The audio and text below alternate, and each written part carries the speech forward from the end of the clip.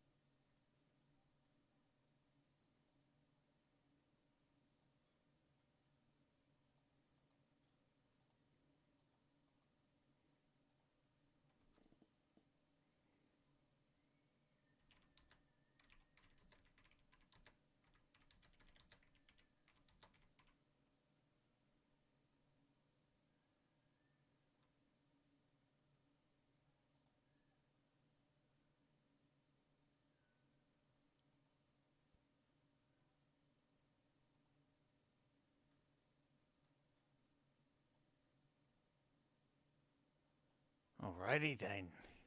Now we wait. While we do, we'll continue work on this.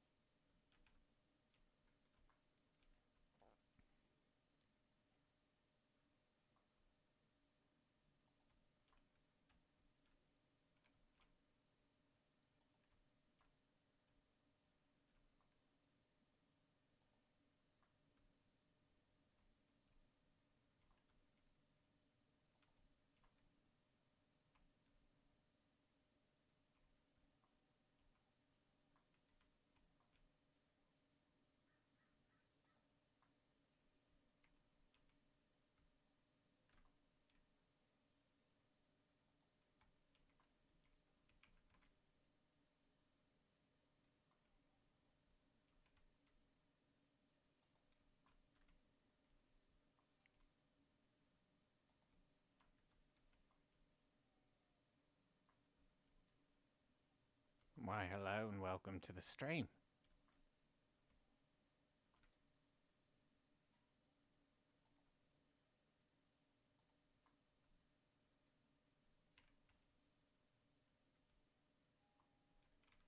Today we're just playing some Planet Coaster.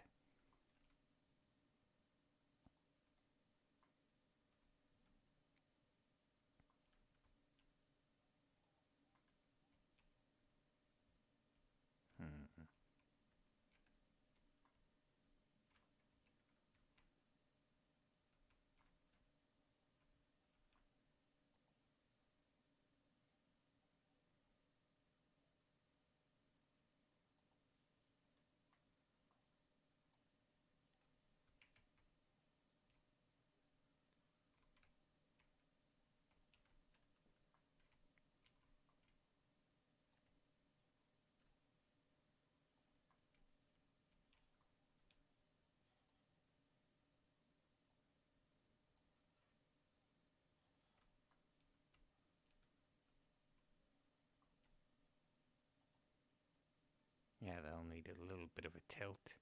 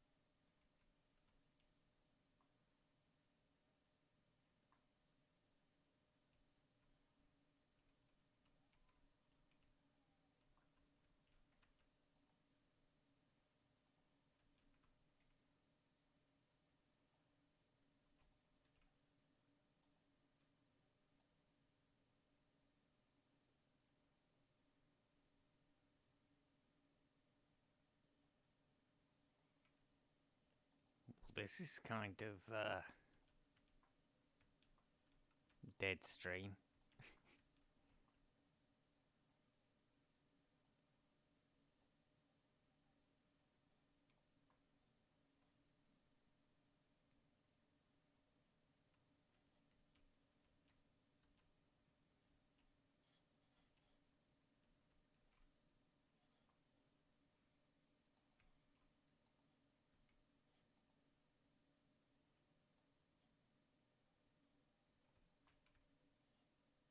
There we go.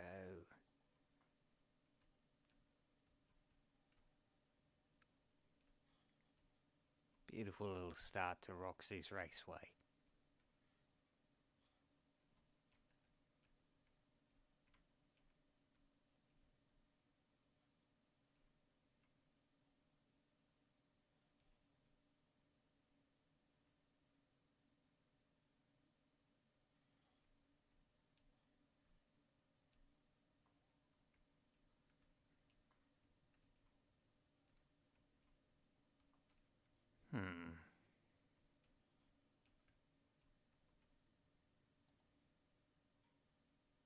What else can we add?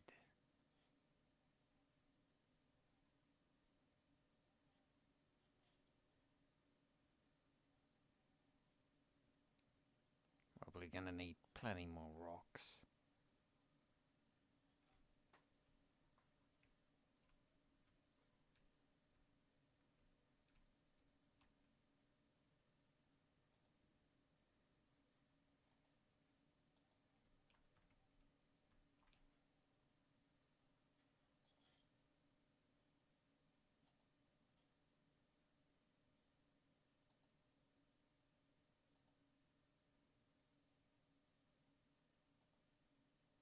Welcome to the stream.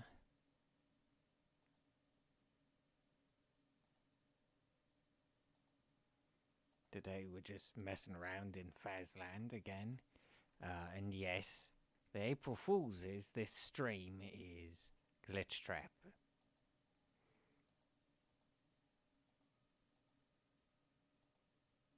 Might not be that for the whole stream, but yeah.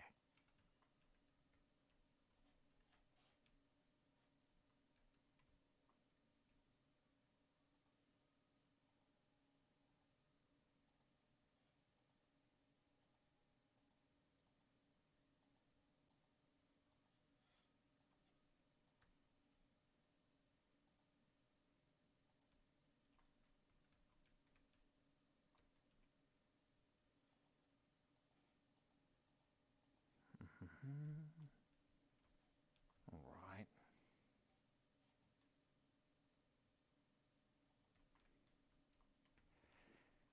Alright then. Yeah. Welcome to the stream.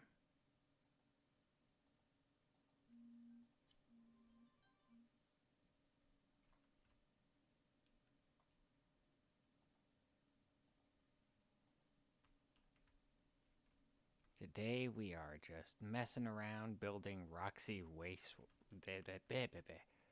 Live blooper. Roxy's Raceway. And we are just kind of messing around with it. And hanging out.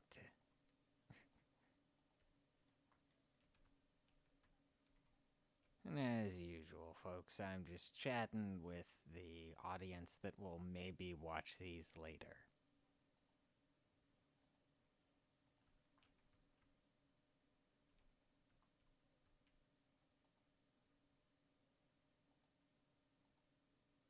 Because you never know.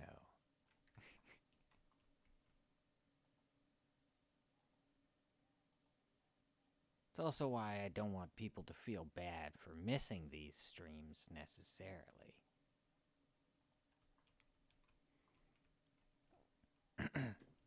Excuse me, my throat is not doing great.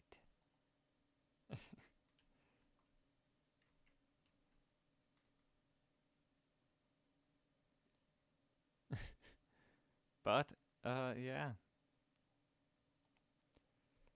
The Roxy's Raceway for Fazland is something that I wanted to finish. It was kind of bugging me.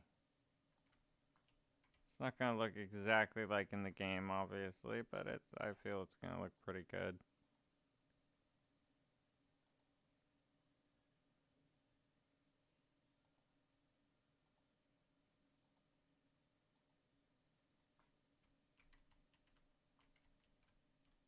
And welcome to the stream.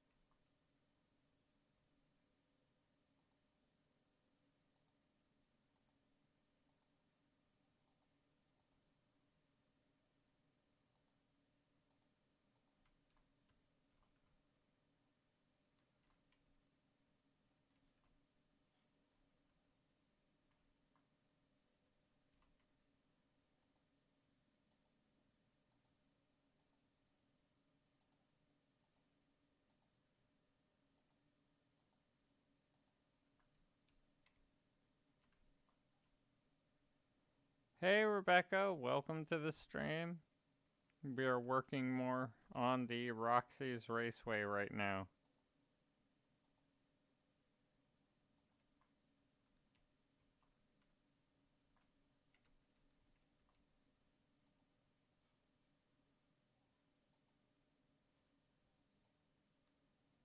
And speaking of streams, I forgot to mention related to streaming stuff. For those of you wondering, the Johnny video is not a stream. It may kind of have a similar background to my streams, which I'm going to be working on kind of doing stuff to separate that visually a little bit. But I want it to look kind of similar. So yeah.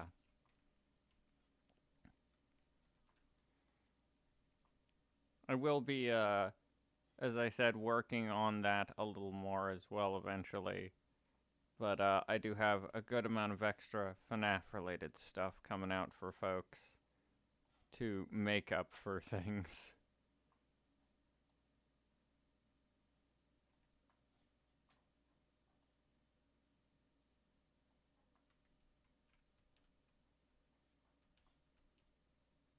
And yeah, it is pretty fun, Rebecca. I do enjoy it. It's definitely an interesting character.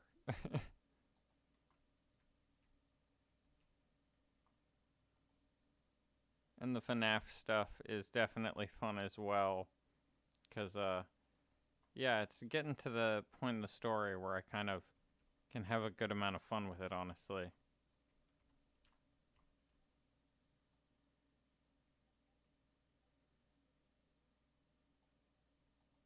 We'll duplicate that one and then raise that up a bit. Yes, I thought as a April Fool's, I'm gonna use the Glitch Trap avatar today. But, I am doing good, Rebecca. I got a very fuzzy, like, cat ear hoodie that I saved up for in the mail today, and it is so dang fluffy. I love it. I'm wearing it right now. It's gonna be basically my official chillin' stream hoodie, maybe.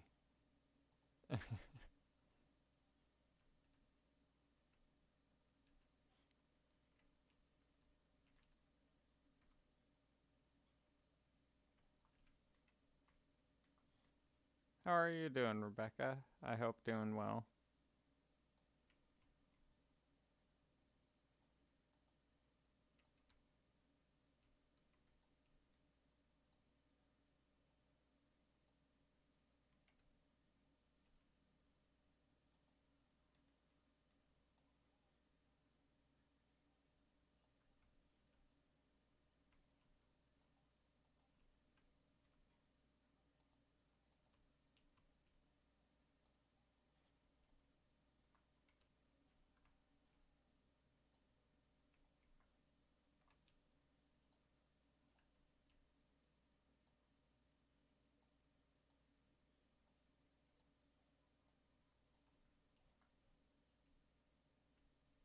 so that's the cactuses done.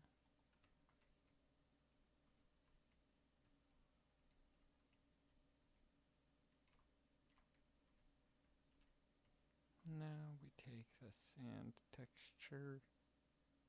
There it is.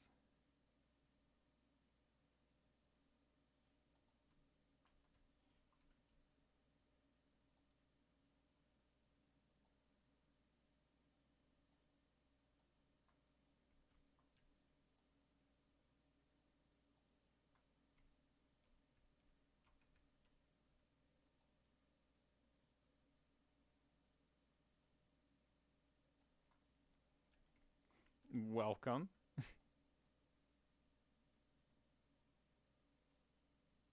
I'm very happy to see you here as well.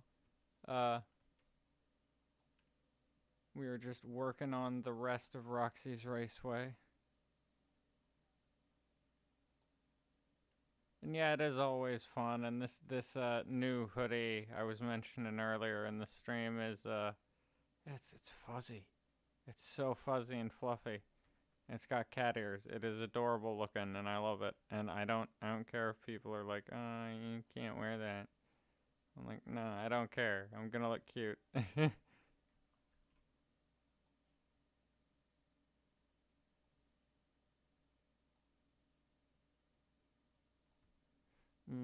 It was so fuzzy at first. Like in the image online, it had buttons, and it shows like the buttons work, and I was like, when I got it in the mail, I was like, what? Aw, the buttons don't look like they work.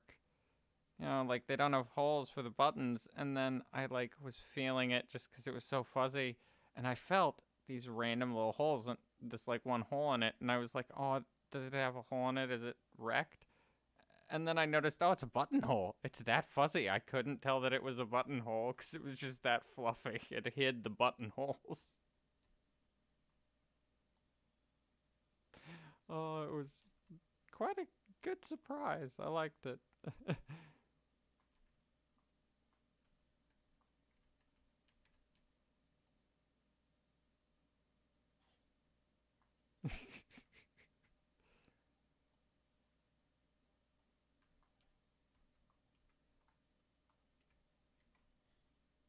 Right? Oh my god, indeed.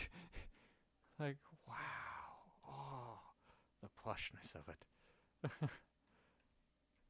Alright, now. Yeah, that ought to be good for the sand. Yeah, I'll get rid of that a bit. Kind of just make it sand in this area.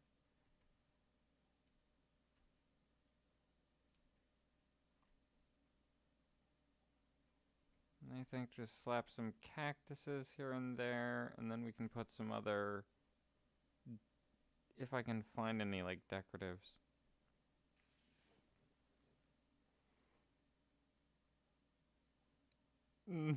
Exactly. I definitely went through the coaster of emotions.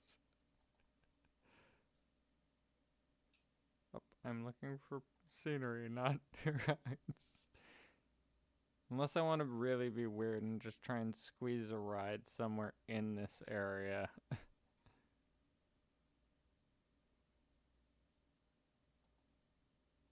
Ooh, yes, these desert plants.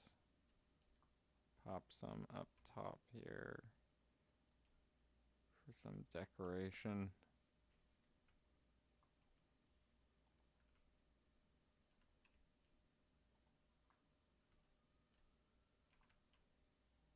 And yeah, if folks hear like a soft sound of any like kung fu stuff, today's random background audio that I have, because I almost always have some random background audio, is old kung fu films. Some of them bad, some of them good. It really varies on this like place that I found online. I think it's like some YouTube page, but it's a good place. Reputable.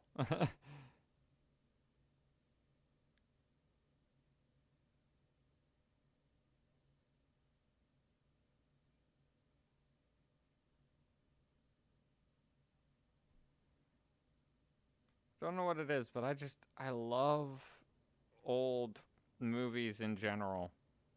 Kung Fu ones, I haven't watched those in a long time. Okay, I want a weird Easter egg in the caves. I wanted it somewhere, and I think I found the starts of it. Oh, I'm squinting here. Work lights.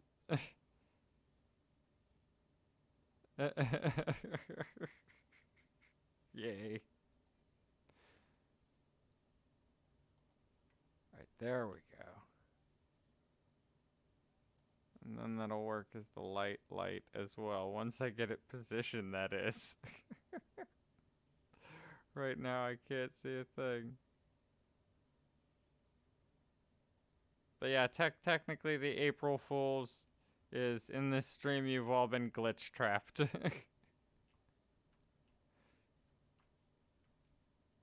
Got y'all.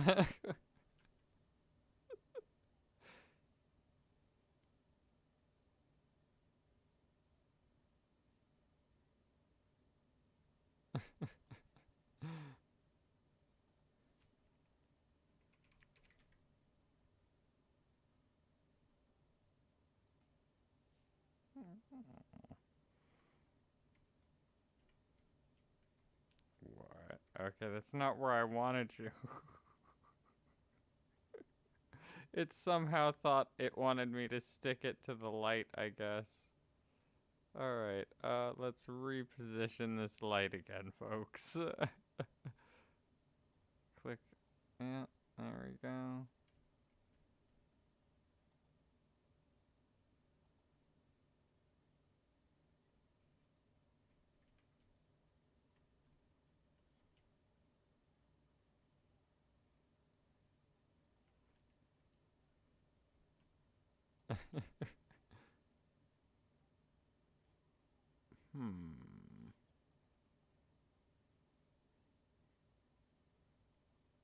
Roxanne Wolf.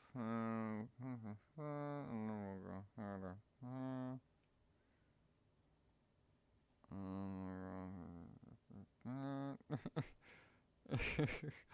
Don't mind me muttering to myself.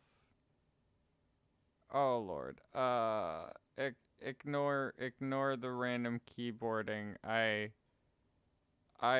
is forgetful at the moment.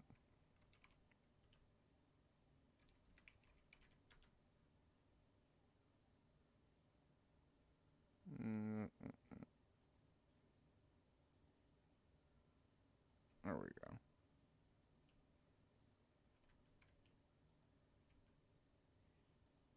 And now we have basically a bootleg Roxanne Wolf.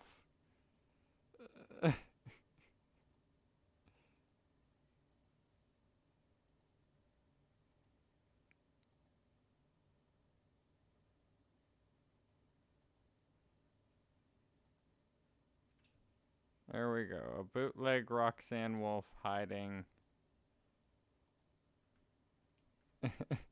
in the mines.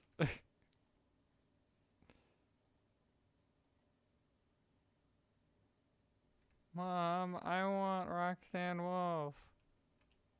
You already have a Roxanne Wolf at home. The Roxanne Wolf at home.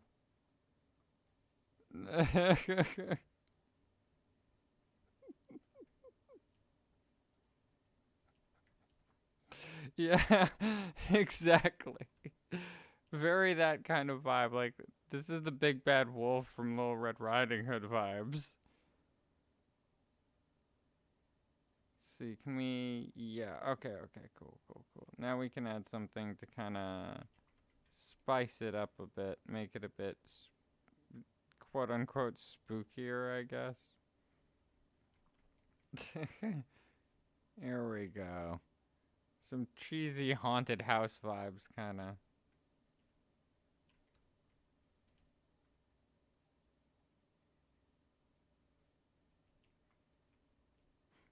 Yes. It has that little, like, kind of mispainted vibes to it as well.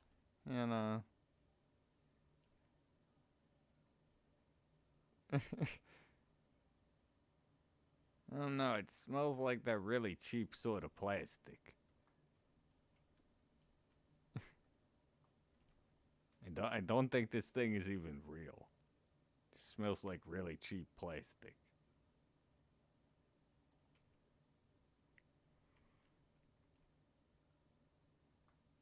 Of course, because Roxanne Wolf is the best, we need some attention grabbers. So we'll have this there. And that one there. So at night from a distance. Let's see here. Yep.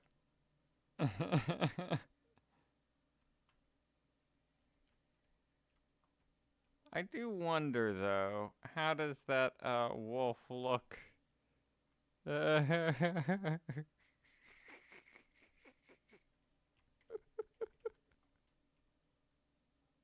Okay, give me a second. Alright, made me. Okay, that's a pretty good one.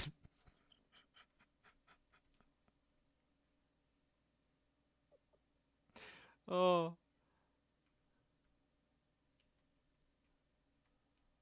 Okay, that actually don't look too bad.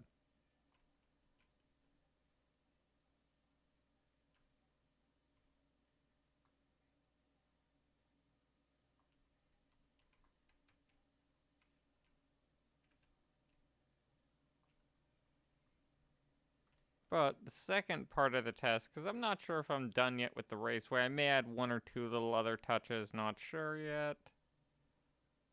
But, let's see here. Because here's the real test.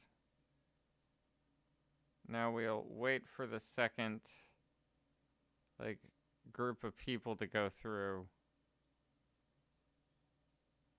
the ride, and then we can experience the race.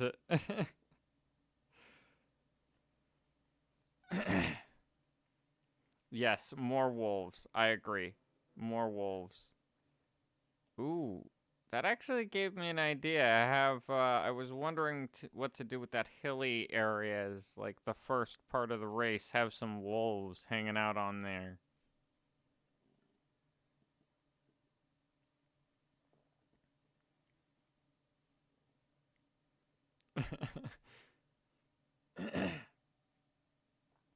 Although I do want to kind of, even though I haven't read the book yet, apologies fans, I have not read a lot of the books, but I kind of want to add hidden somewhere in this amusement park. They have a tiger animatronic due to a mod I got, and I believe you can color it, so I want to do a white tiger.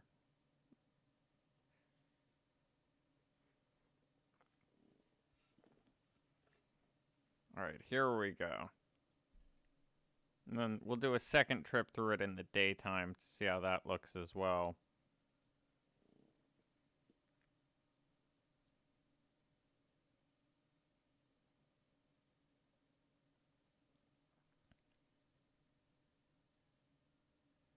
Yes, it would be. I'm crossing my fingers that you can change the color of it. I forget though, because I did use it at one point for a Joker theme park I built in this, where I had a zoo area, but it was just done with like fake bloody spots and skeletons and stuff. Like there was a piranha tank that like what looked to be a like a person character animatronic looked like it'd drop in and then disappear. So it just looked like, yeah, the piranhas just ate it.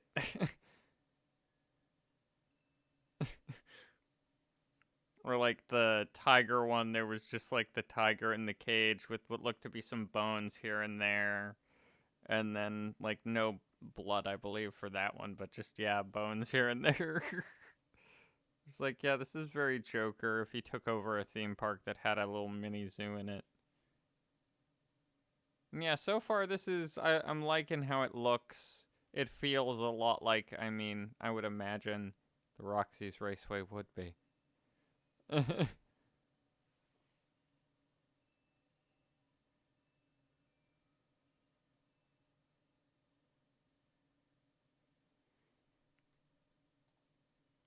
Is my game audio coming through for you folks, or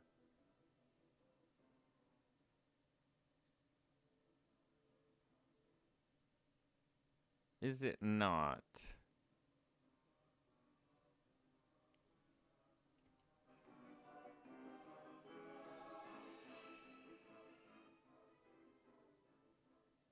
Okay, no, it is. At least for me. Oh, you don't hear game audio? Oh dear.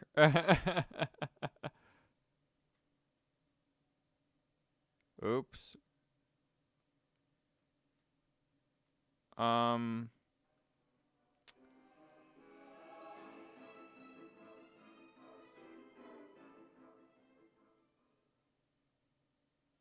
Okay. Let me move to a different spot though, cuz I think it's cuz there's no music coming from that one as constantly. So basically we're just not hearing it because there's no music in the area.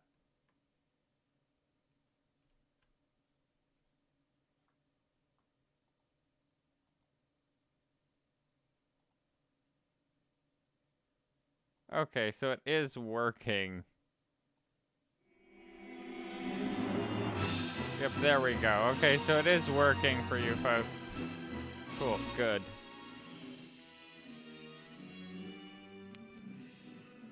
Whew. I was like, oh no, technical difficulties.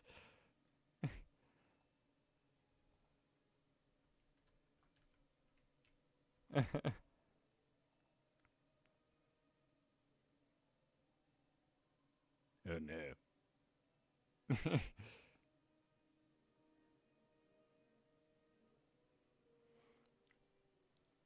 We would like to apologize for the technical difficulties that we have just experienced.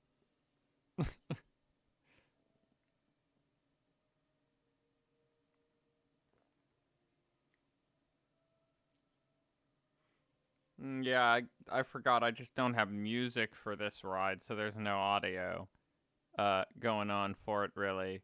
But yeah, so this, yeah, I like it. Ooh, okay, that's a cool feature. They actually click on their lights in the tunnel.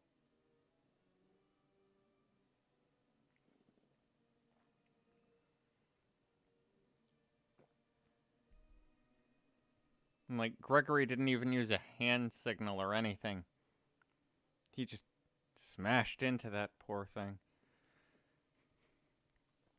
I still say I know a lot of fans will hate me because Gregory is the sweet little angel. But I'm like, no, he's a gremlin, a little evil gremlin.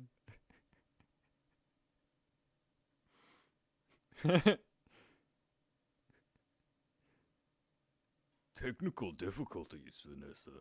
Technical difficulties.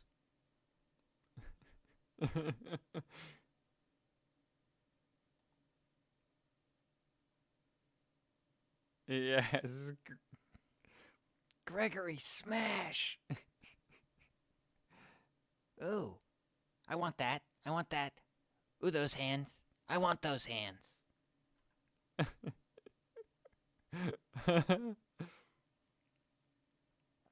Yeah, he's cool, but at the same time he's a gremlin. I can't disagree with that.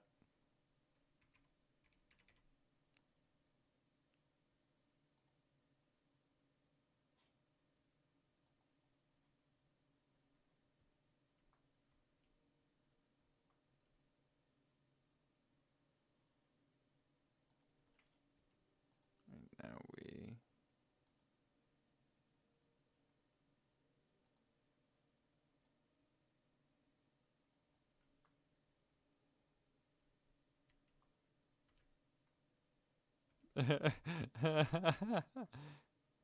yeah.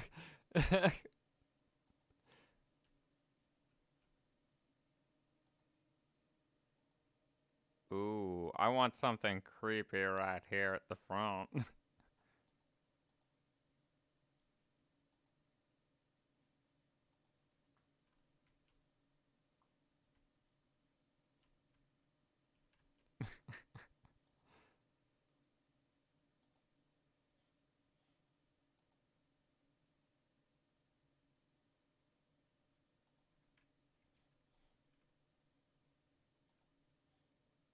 And then we'll have the rest of the other ones just kind of like watching and waiting.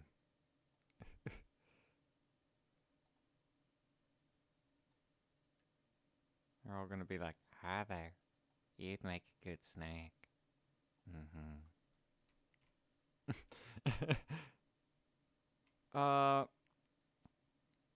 No, I haven't heard of that game. It sounds interesting though. I should check that out. There's a couple games I've been meaning to check out. And then one or two that for the character Johnny, I'm gonna return to, like I did for the video of Albino Lullaby, because that's a game I found years ago. And I just loved it, because it's like there's no blood, there's no gore in it. But it's creepy. It really is creepy. And not using any gore or blood. It's just all up to how you see things.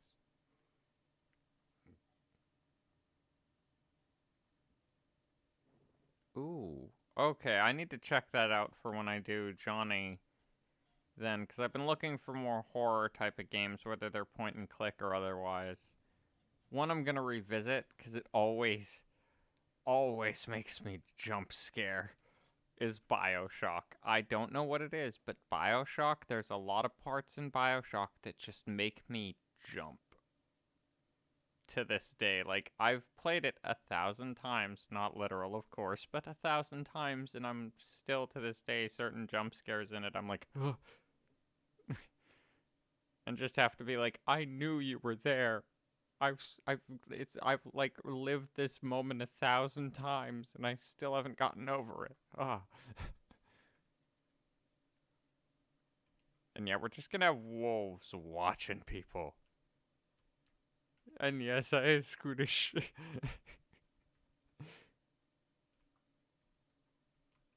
And yeah, I may change avatars back in a little bit, folks, because this was more just for the April Fool's joke at the beginning. But yeah, I felt like doing that. Let's see now. Tiger. Yes. It's a tiger. Why? The tiger wanted to bury its face in the ground, I guess.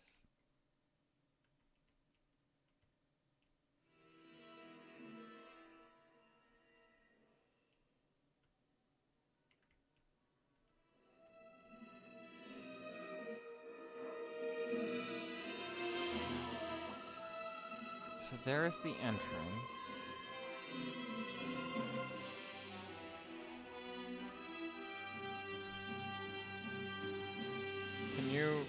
Can you, like, not like that, tiger.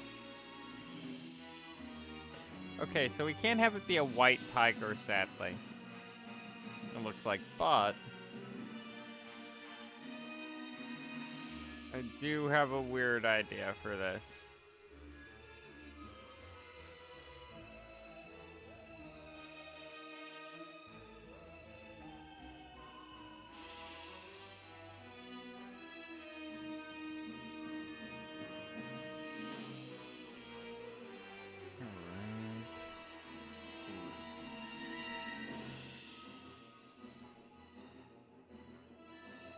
Oh, Misfortune. I don't know what it is, but I adored the, like, despite it being the bad guy's voice, I was like, I have to give this guy points, though, who does the like, bad guy's voice, because he can either sound really, like, child's storybook narrator, or he can sound, like, really evil. And that's some skills. Yeah. Oh, let's see, turn this, because I do know some about the book, so I'm basically building the, I mean, it's gonna be a little odd looking, because it's number one, not like some animatronic tiger sleeping underneath it, no, it's gonna be, like, just a tiger in a cage made of a tree.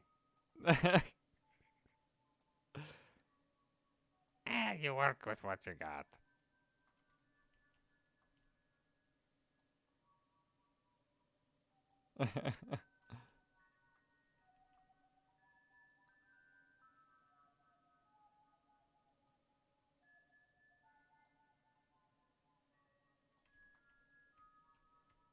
And I don't know what it is, but if I ever do more FNAF stuff of like some of the book stuff, the first place I want to start is either Fetch.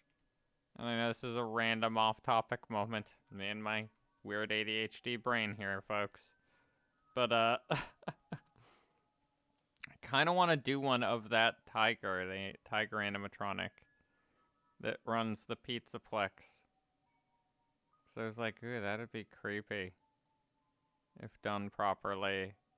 There's a lot of fun places you can go with like basically an AI that has enough intelligence and capability to, you know, run that whole facility.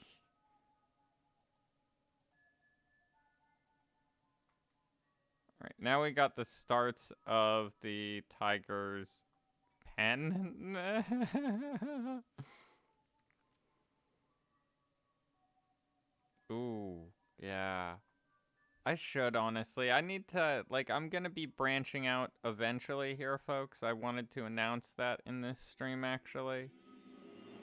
So that's some serious news. I'm gonna be branching out more into other things eventually here. I will not be stopping doing FNAF, no. But, you know, I mean, that's one thing that I knew I would need to do eventually. I kind of need to be able to have flexibility creatively.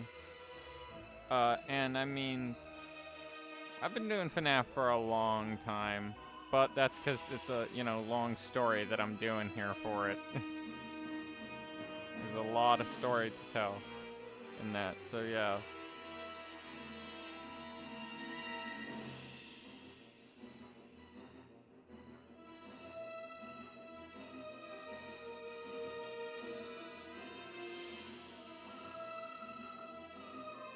Oh, thank you.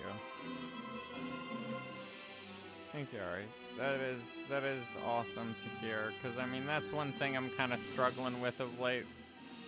And I wanted to share that with you folks, is I've kind of been struggling with it of late, of like the urge to continue certain stories, but at the same time I know I need to finish this FNAF storyline, and I will.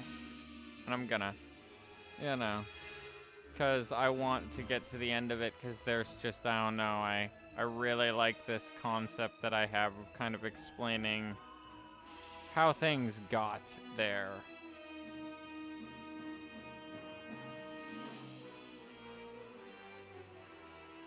And yeah, my own worlds too, yeah.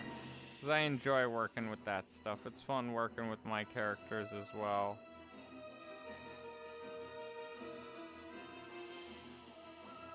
And sometimes, I'm not saying it's not, you know, easy to do it with the FNAF. It is a bit hard, of course, but it's like, it's kind of hard because with FNAF characters, you've got what the fandom, you know, knows for sure about the characters, how they view them, how they see them, their views and opinions.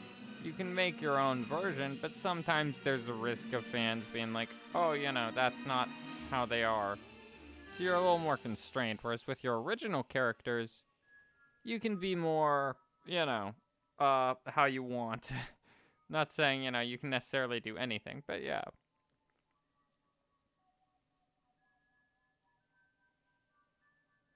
And yeah, I would say go for it. Try it. It is fun.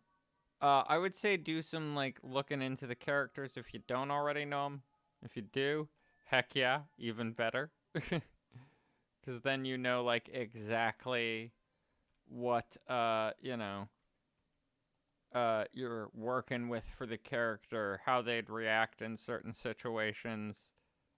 Although I'm very, like, get into the character's head sort, so I'm not sure if that's for everybody to do it that thoroughly. Or that intensely, I guess is a way to put it. So I won't lie, I can get kind of intense getting into character. for certain things.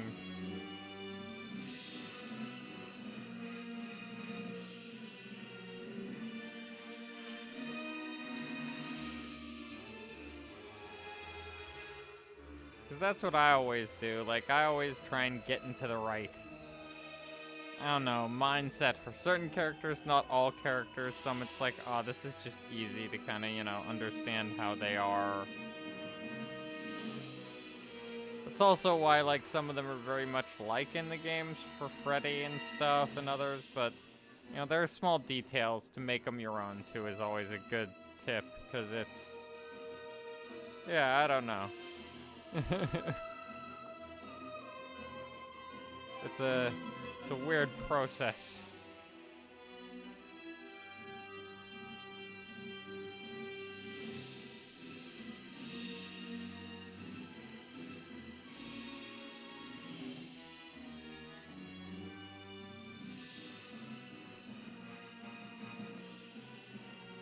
Just build up like a two-tiered tree thingamajig here.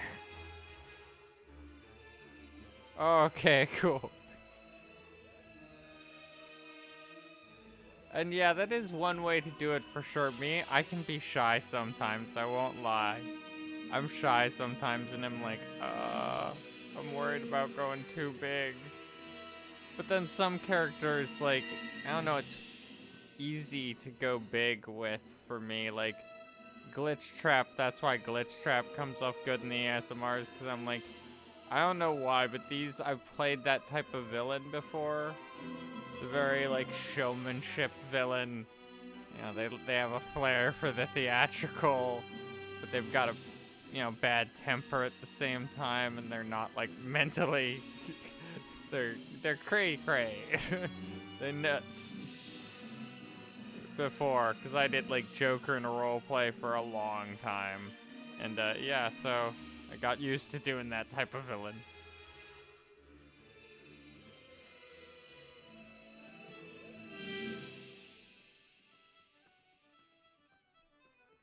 I would say, like, look up some voice exercises for that, Aries, because that's what I did for a lot of them. I just kind of, like, practiced, and I looked up voice exercises and stuff until I got, until I was, like, able to do those. The really deep voices. That plus I just practiced them for fun here and there, after. So I'd say just start having fun with it too, like just practice it for fun even. That's why, the weirdest comment I've gotten a while back was, what was it? Yeah, it was one of my neighbors. Since I don't have a roommate anymore, I overheard my neighbors, like, people who I'd know and chat with, so it was chill for me to just interject into the conversation, but they were like, didn't he say that his roommate moved out? I could have sworn I heard more than one person in there. And suddenly I just, like, popped my head around and I'm like, because I was sitting out in the sun that day on my porch and I was like, oh, that's me. That was both me. Did it sound something like this? And did one of the character voices, and they were like, yes, that was it. They're in the walls. I still want to rebuild one of my Sims houses. I'd probably do it a little less terrible, but have Sims trapped living in the walls and then view windows for them. So that's all they get of the outside world.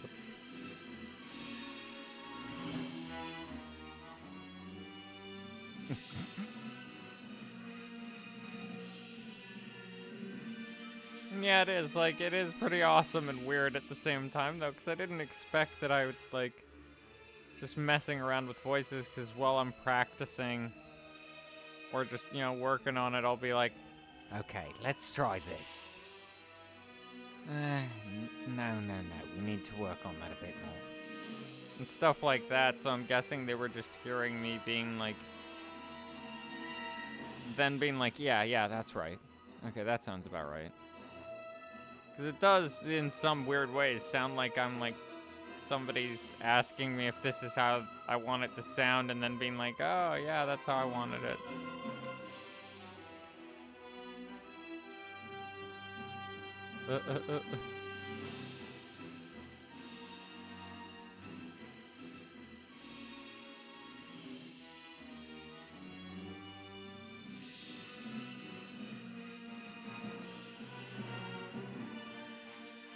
There we go. It's not the best. Ooh, wait. Actually, I can make it a bit better. I can make this a bit better.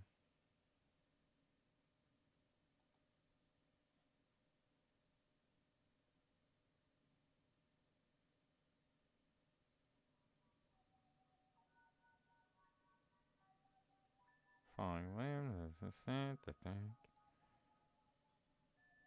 Suppose we could do.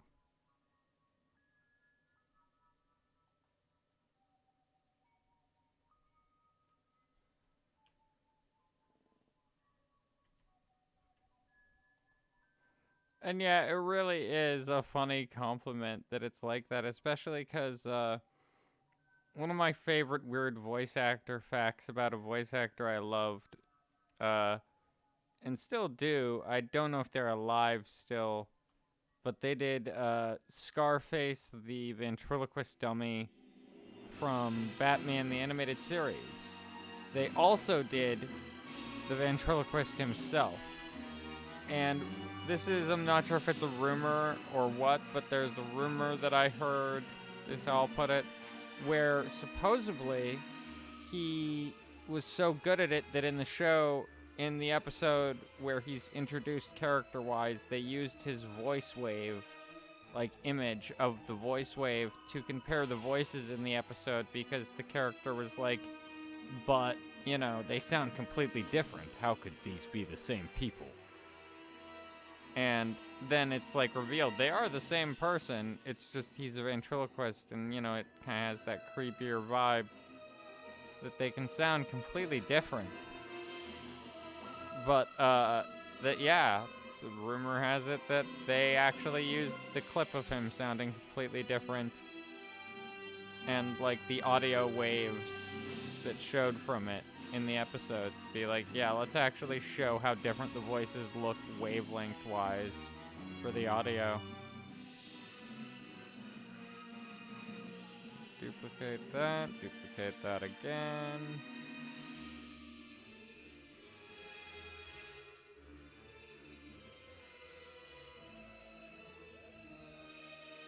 I love some weird voice acting facts, honestly. I'm one of those people, though, that just adores weird facts in general.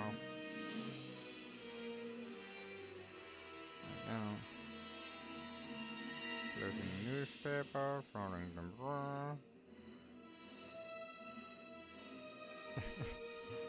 That'll work. And then we'll just recolor them.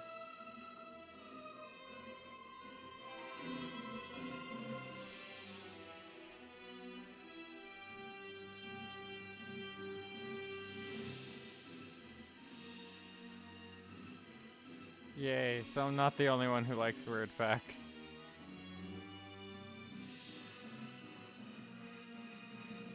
There we go, now we've got that, and then we'll go...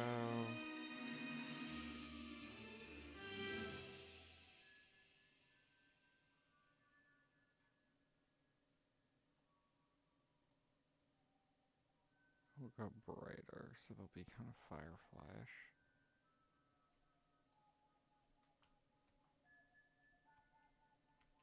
Alright.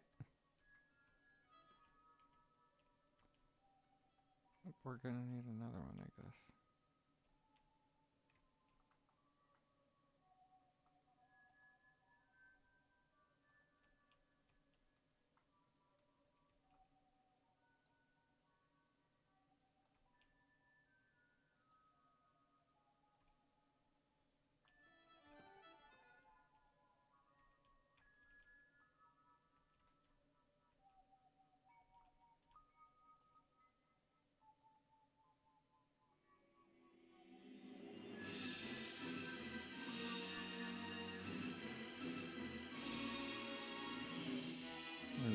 we go.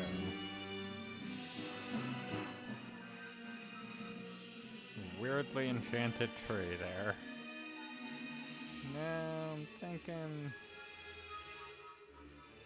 you can kind of tie that in.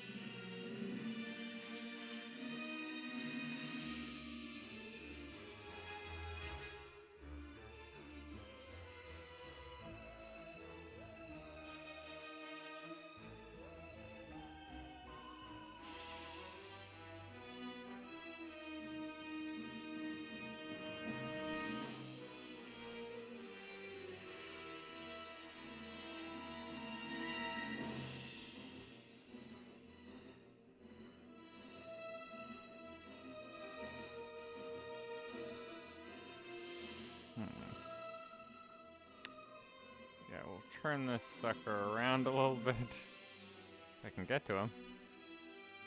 There we go.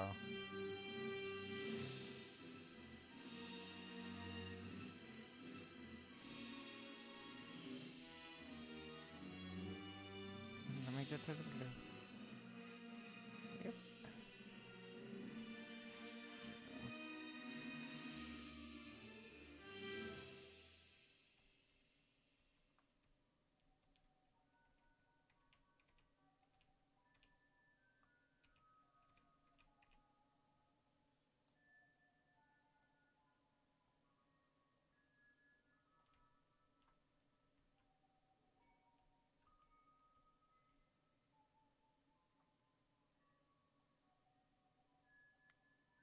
Peekaboo.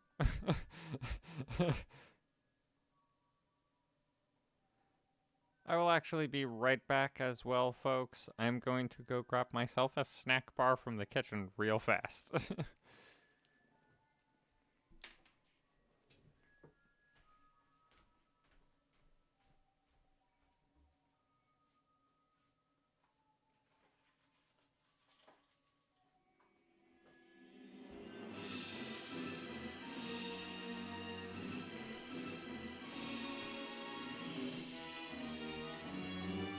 Alright, I am returned from my trip to the kitchen for a snack bar.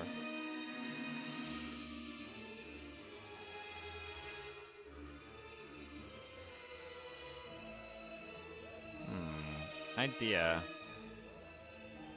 How to make this thing. Ah! That's actually hilarious timing, Ari. I was like, you know what, folks? I will be right back, too. I'm gonna go grab a snack bar from the kitchen. And you pretty much got back right as I got back.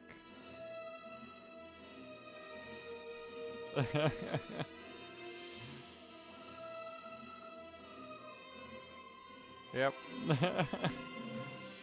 Because, yeah, I occasionally either, during the streams or after, I have, like, a snack bar to kind of give me some energy or, like, you know, because I don't know, I get too zoned into the stream, I can't lie, that I end up forgetting to eat. Oops. Don't try this at home, folks. I am not sponsoring that type of activity.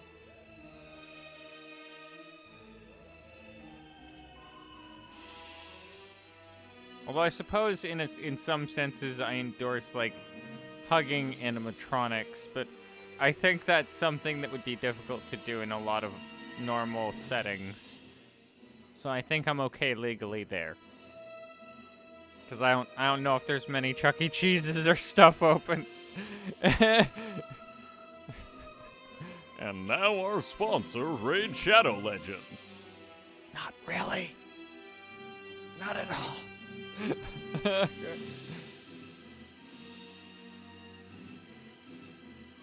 Do you want to learn how you can save $1,000 on your next car insurance bill? Stay tuned.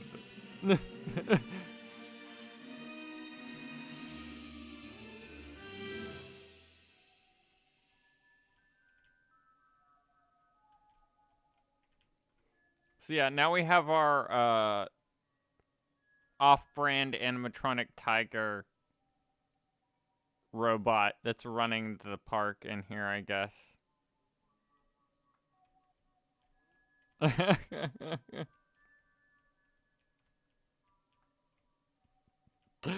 Oh Lord, that's another fun one to say in the Fun Time Foxy voice. If you or your loved ones have been injured. Or no, that's more the Spamton there. The Spamton. A little bit of both, I suppose. Or no, it's more about the speed that you're talking. That was my opinion on it. I forgot. Spamton has to be talked really fast. And then Funtime Foxy is more slow and grand.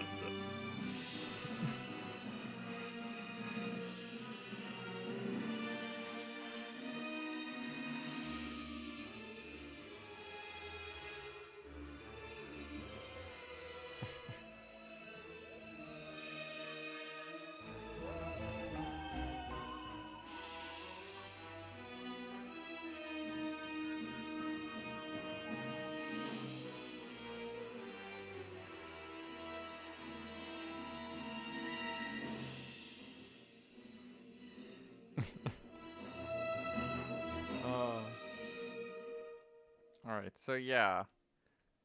And we have Roxy's Raceway pretty much done.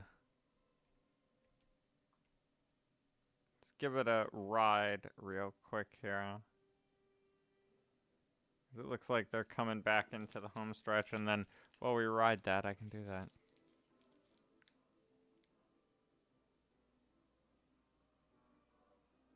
Oh my gosh, yes! I have a goal now. Thank you, Rebecca. Now I have a goal. I need to go there.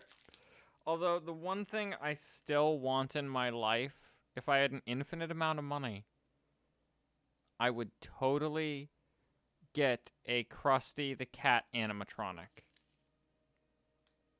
Because the Chuck E. Cheese that I was at years ago that I loved going to had a Krusty Cat animatronic. Still, for some reason, it was one of the places how some of them they just didn't update for years and years and years and years and years and years and never got rid of the original band. That was one of them. And I don't know why, but I fell in love with that character and I simp for Krusty the Cat. So sue me. Hate me, folks. Judge me, but I shall not care.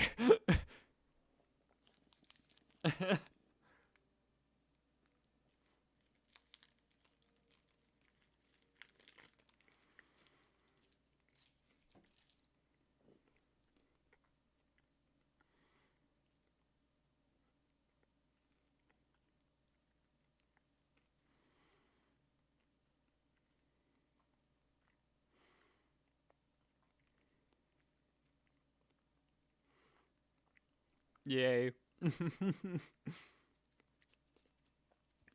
No, yeah. I don't care if I've been caught simping.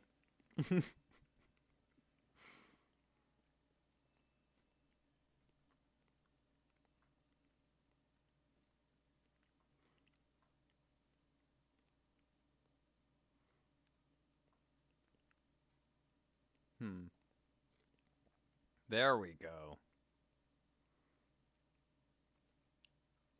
Wait, what? Them some big wolves. I want to see something now, folks. Because those wolves did not look small. They look like dire wolves. If anyone knows what that is, basically massive wolves. No, ignore that, folks. Ignore any of those usernames. All right, let's see. There we go.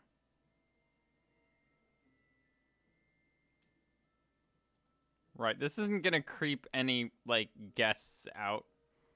By the way, Han, there's giant wolves who look at you as you enter the line and they lick their chops at you. Are you sure that's normal? I think we forgot to feed them. Oh. Alright. Now let's, yeah, that's a big boy. Or gal, I don't know. But either way, them big wolves.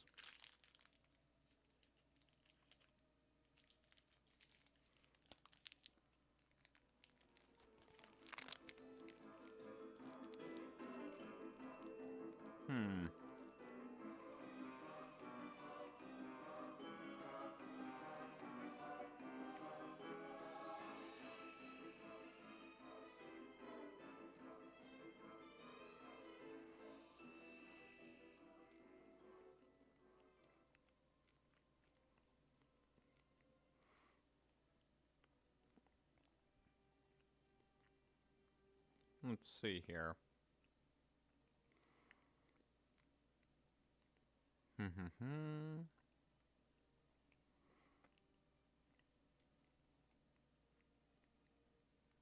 Okay, so that's shading.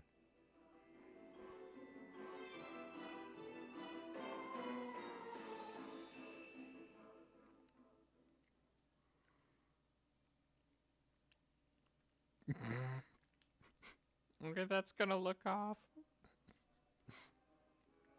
And yeah, right, Mommy, can I pet the big puppy?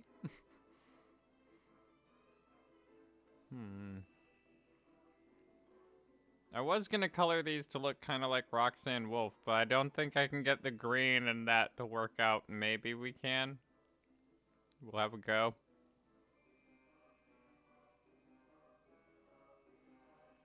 Good enough.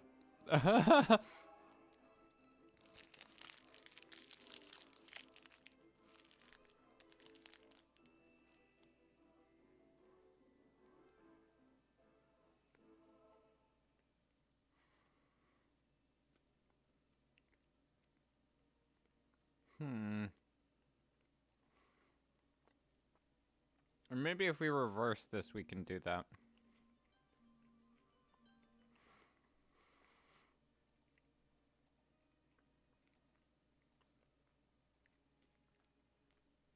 Kind of.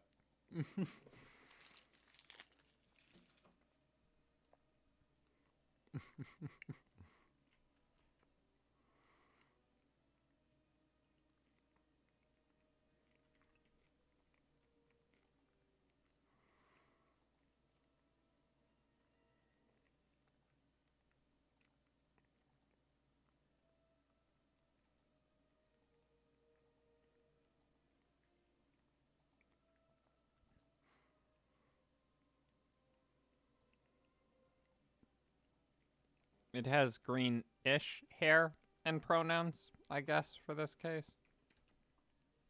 Ish, just ish.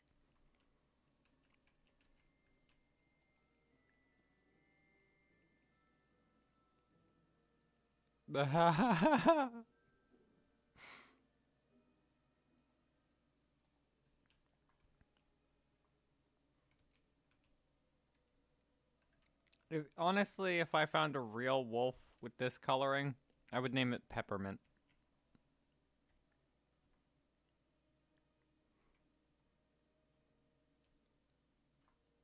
Don't know why. Kind of because of the green, but the other part, I don't really know why.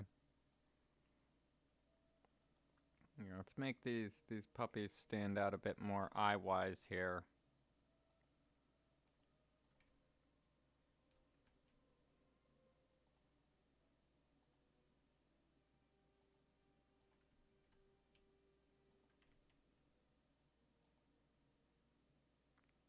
Now let's throw some some lights in here.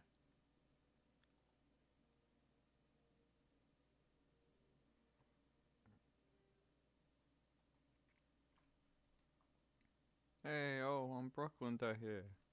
Anyway, I don't know why I suddenly said, like, let's throw some lights in here.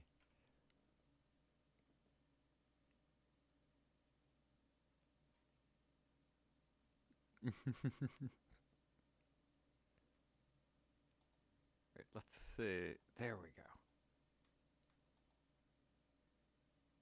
Hey, and we move this sucker up here. Here. Come in.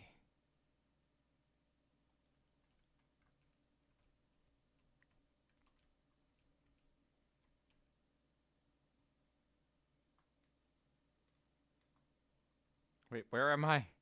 I have been dropped into a void of darkness. What just happened?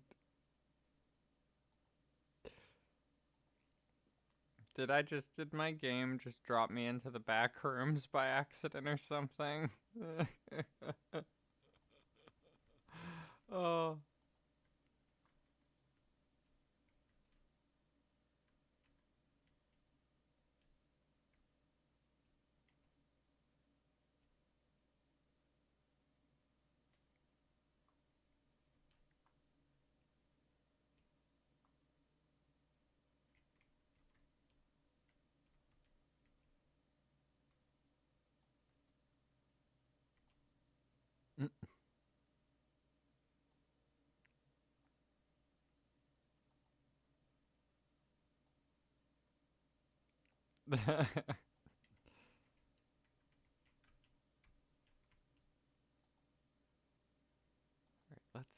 Yeah, that's what we'll do. There we go. And we'll kind of pale that up a bit.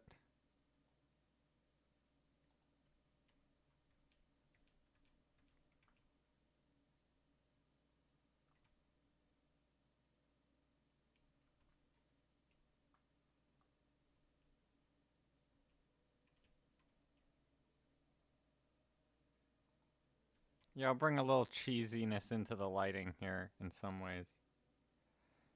And that is a good question. Why is it so hard to draw animatronics? I do not know, but I've always wondered that myself. Because I tried to draw animatronics. For slightly easier, depending on who you ask, Rubber Hose Tunes. Those are a bit easier to draw in some ways. I like those. I've drawn one of those, actually. One of my Rubber Hose Tune OCs I drew. Kind of think like Bendy the Ink Machine, that game. That's a Rubber Hose Tune based game for characters.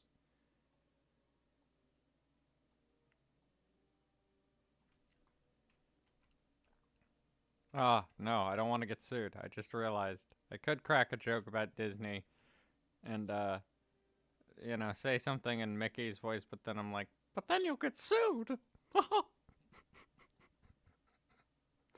You know, I can hear you. I'm coming for that money.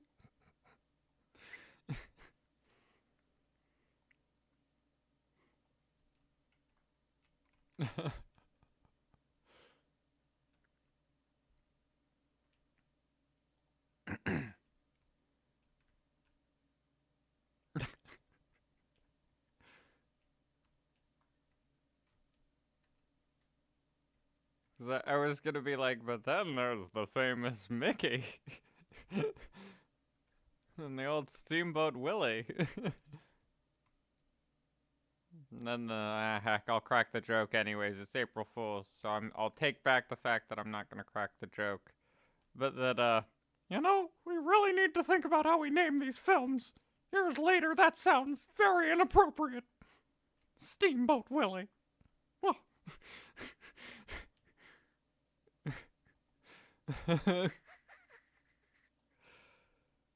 Even though that's more like the Rubber Hose cartoon, Mickey, where he's like more, they move like they're a rubber hose. And Mickey Mouse ASMR when? That is a good question.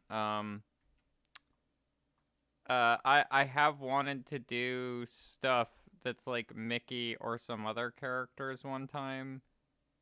'Cause that would be interesting in a weird way, but it is like, I don't know, it's that creeping fear of copyright law.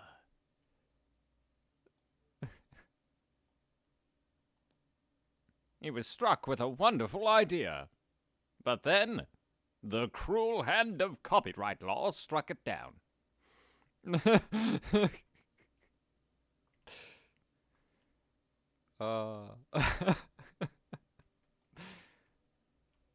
That's how it goes sometimes. It's not necessarily a terrible thing, it happens. Oh, and some news for everybody. If anybody in the audience or watching this back later liked the idea of the helping #1 employee pin. Well, ASMR here.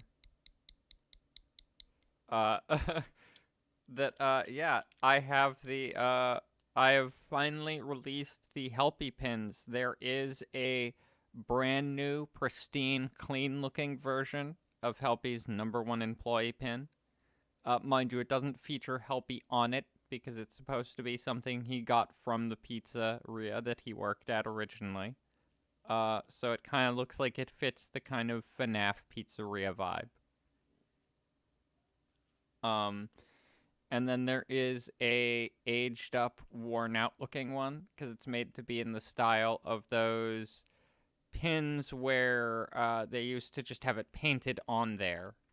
You know, on the pin, like back during when you were a kid, how they had those really cheap pins you would get at birthdays that, you know, the paint would just kind of chip and flake off of them and you could see the metal underneath look to it. And then there is the other two versions, which is the clean but bloodied version, for those of you who like the creepy FNAF vibe. And then there is also the aged and bloody version.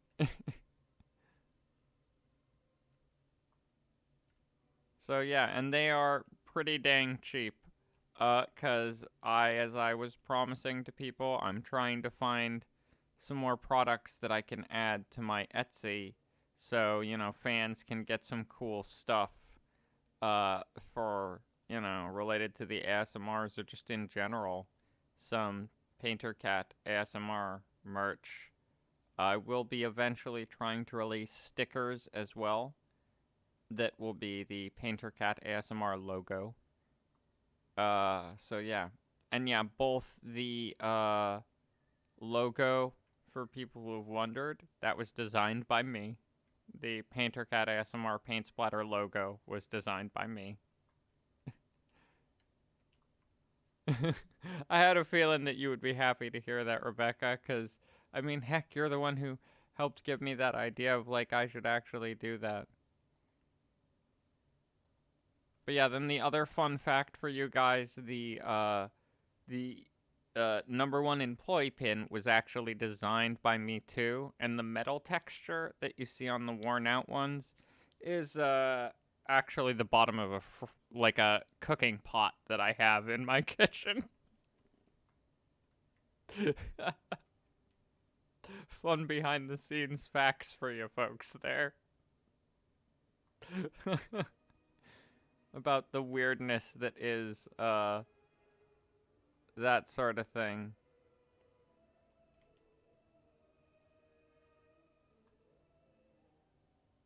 Okay, now that looks more like Moonlight. And yeah, I was just like, I needed something that was kind of flat but rounded and kind of metal textured. I mean, a little messed up and old looking.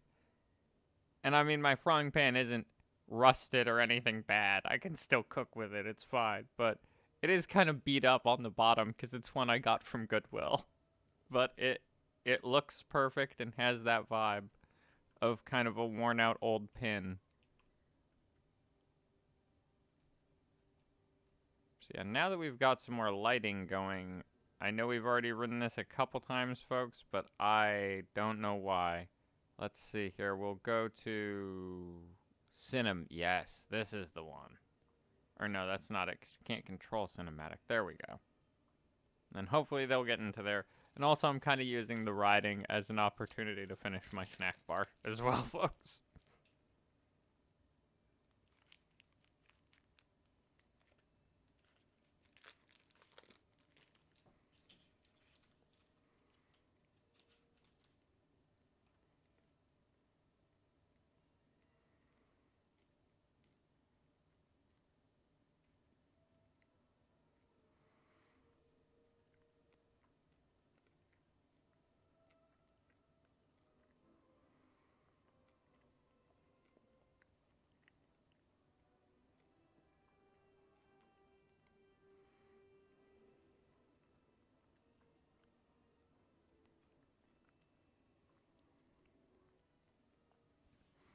Oh, yes, for my Etsy, let me double check here. Because I believe that it's up at the... Let me see.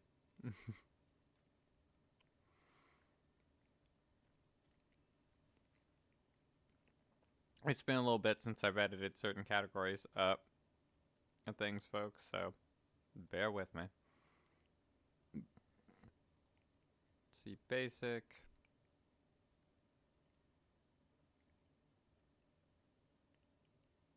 Oh dear. Well, that would probably help.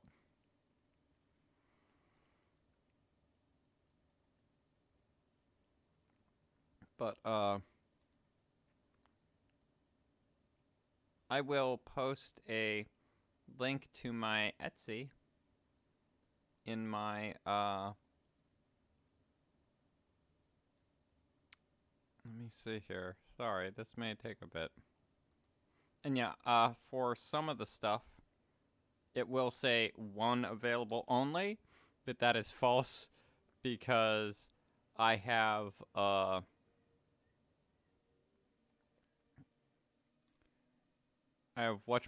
I have, it's set up so it basically pre-does the items for me. You know, they're basically made to order, so I don't need to worry.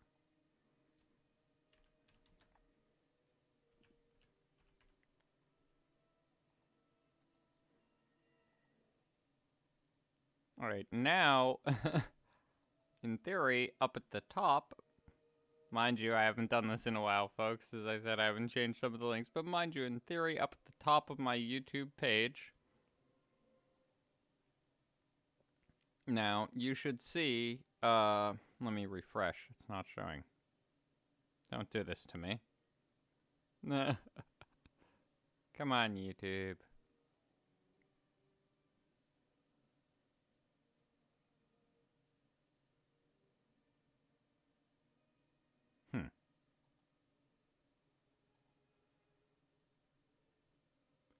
But yeah, I think if I try, I can maybe post it in here as well.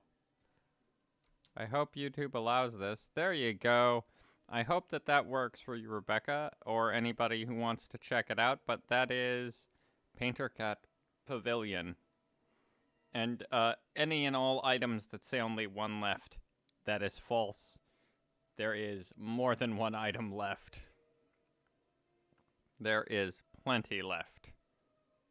So, yeah, no need to worry about any of that.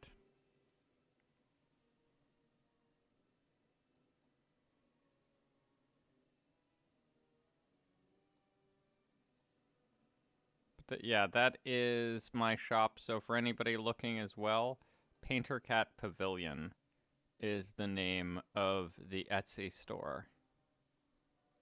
And we sell Painter Cat hoodies, beanies, and trucker caps, as well as t-shirts. And then one of my original characters, Dr. Moray, we have that as a t-shirt, which has the words, "Let imagination dominate the world," on it. For those of you who kind of want some evil villain merch, and it has his evil villain logo on the back, as well as the hoodies for the Painter Cat hoodies and shirts have the Painter Cat ASMR logo on the back. So yeah, that is that stuff for you folks who are interested in some Painter Cat merch and watching this back, or for you who are watching it now.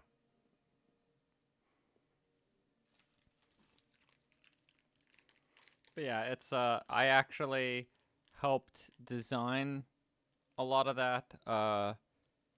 The only thing I didn't design for the like Painter Cat hoodies is the image of the cat painting. That I did not do, but it is something I got commissioned by an artist. And I really adore it, and I actually posed for it. We sent him a photo, me and the person who was helping me take the photo, of me in basically a costume for that.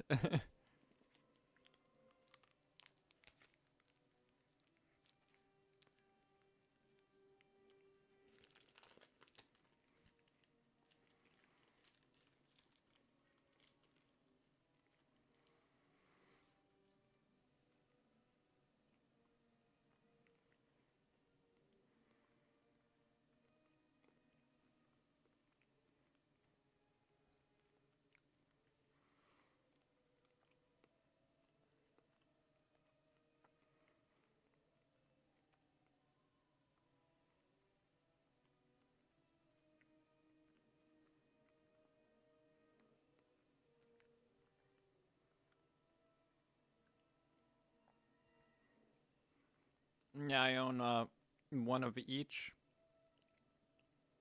item that I sell on there because I personally felt I needed to test it.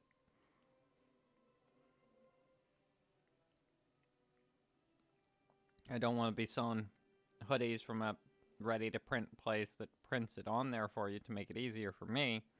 You know, ordering from there and suddenly having somebody, like one of you folks, being like, it fell apart on me. So I ordered ones as test ones, so I technically own the prototypes of each bit of merch on the store, and I can personally say that the hoodies on there are really warm. They're nice. I like them. They're comfy. And the Painter Cat hoodies come in a very wide range of colors. As do the shirts, I believe, come in a wide range of colors for the Painter Cat. The Dr. Moray ones, I went for darker color scheme because he's kind of more of a villain, kind of Victorian style. So I kind of tried to go a little less on the bright and colorful side, more on the dark and, kind of dingy sides for certain colors even. And you're welcome. I try to be as considerate as I can for things. That's why, I did struggle with the pricing of the items, and that's also why I wanted to offer pins now, because I just couldn't offer the other stuff for a cheaper price, sadly, because it's I'd be making, I forget, but such a small amount, I think $1 or a couple cents or something, I don't know, but shipping and everything, and then, because that's what you folks see on your end when you get it, is the shipping costs and everything, but, that on my end, I see the production cost is what I have to deal with, is the production cost, because, somebody's making this for me, a company that just, produces and prints it on there for me, and there are lots of different options, and I found the cheapest options I could for what it was. But so I tried to offer them as low as I could.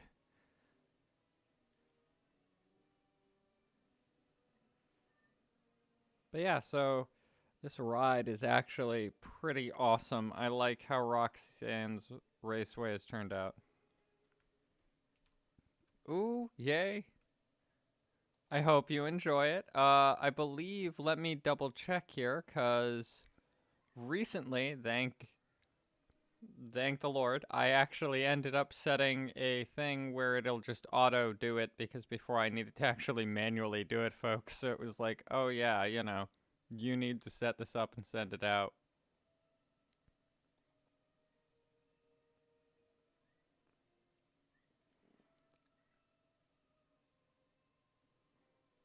Let me check here.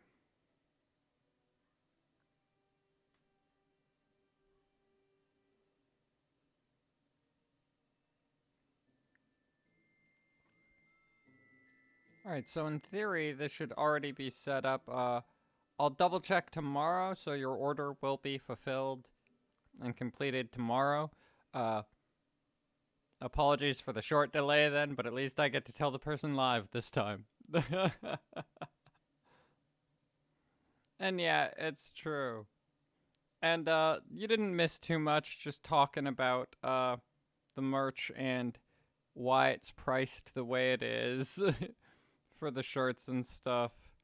Because it's, you know, basically, if I didn't price it the way it was, I'd probably be making like a couple cents or $1 or something per shirt. And that's not viable. And it's not just money for the channel, it's also money for paying bills and such and all that. I mean, I can steadily pay my bills now, but it's, you know, something where I'd like to be able to eventually pay a larger chunk of my bills with it. So that's also why I'm branching out a bit in the end, too. Into a couple other categories of things.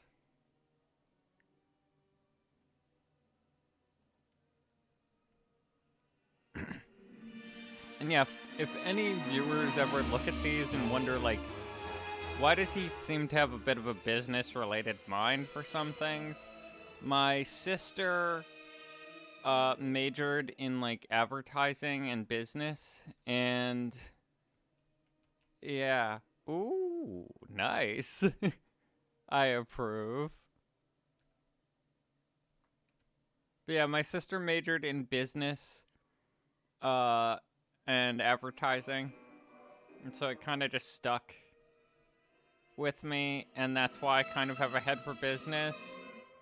That and as I've explained in some past streams, when I get in character, I really get in character. So like for Joker, I research some bizarre stuff. I can't mention the amount of weird things I know about now. It's crazy. But so, for one of my characters, he was a businessman, and so he was like in advertising and basically the head of a corporation that dealt with that sort of thing. So I actually learned advertising and stuff, and some things, as well as for one of my characters had to learn a good portion of psychology. And that was a weird experience, not for the sake of, you know, reading the books, but how I ended up reading them was my mother is a psychotherapist, so basically, like somebody who helps analyze you, you know, so the person who really knows what's wrong and then can be like, you need to go see a therapist about this to work out these anger issues or whatnot, or, oh, you know, you should probably be on some medications and things, you know, whatnot. But anyways, that, because of that, she found me as a teenager reading, like, her psychology books, and there was a stack of them sitting next to me, and she was like, are you bored, hon? If you like, we can go buy, you know, a book, or we can put some cartoons on. You know, like a comic book maybe if you like, or something. And I was like, no, I'm actually quite interested. Do you have any more of these? I'm almost done with this and finished all the others. And like later, years later, I asked her, and she was like, I was just surprised you weren't bored out of your mind reading them. But yeah, I went through like a whole shelf's worth of psychology books out of just interest. And thank you. I try to keep dedicated to it and keep that, because, I don't know, I've just been raised amongst theater folks. Kind of.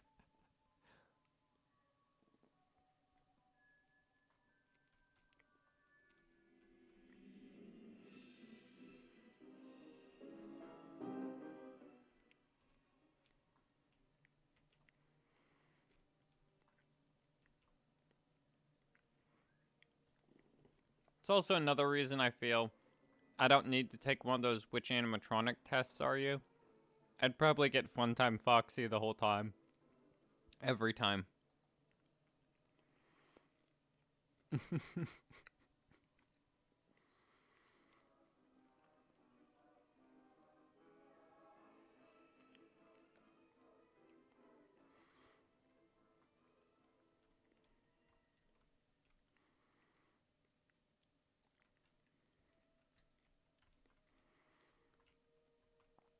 Just cue that Funtime Foxy and Funtime Freddy thing of, Because he won't stop talking about the process.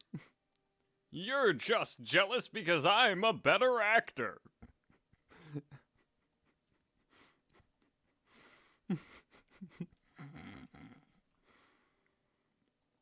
I don't know why, but I love that meme. That's another, like, FNAF meme that I just can't not laugh at.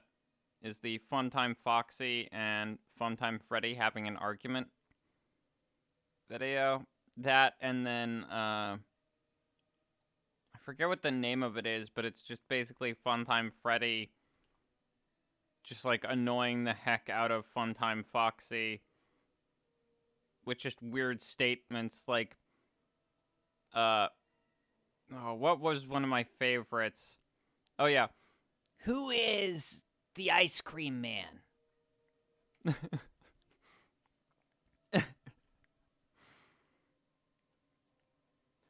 Oh, for favorite animatronics. If we're talking any out of any of the series, I would say for favorites, yeah, I love Funtime Foxy. And then Bonnie. And from the books, Fetch. Just because I'm like, I don't know, I've seen bits and pieces of the story, the book, and I'm like, kid, if you would have phrased your desires better or thought what you wanted out more and not been so impulsive about it, maybe, you know, like, Uncle's magic finger, no gone. And Fetch would have been a good boy. Fetch's best boy. It's actually why I'm not saying how, folks, but I'm gonna drop this in this. And who knows, maybe it's an April Fool's joke. So maybe this isn't true. But maybe Fetch is going to kind of make an appearance in the security breach ASMRs I've been doing. And yes, Fetch is best boy. Yay, I'm not the only one who feels that way.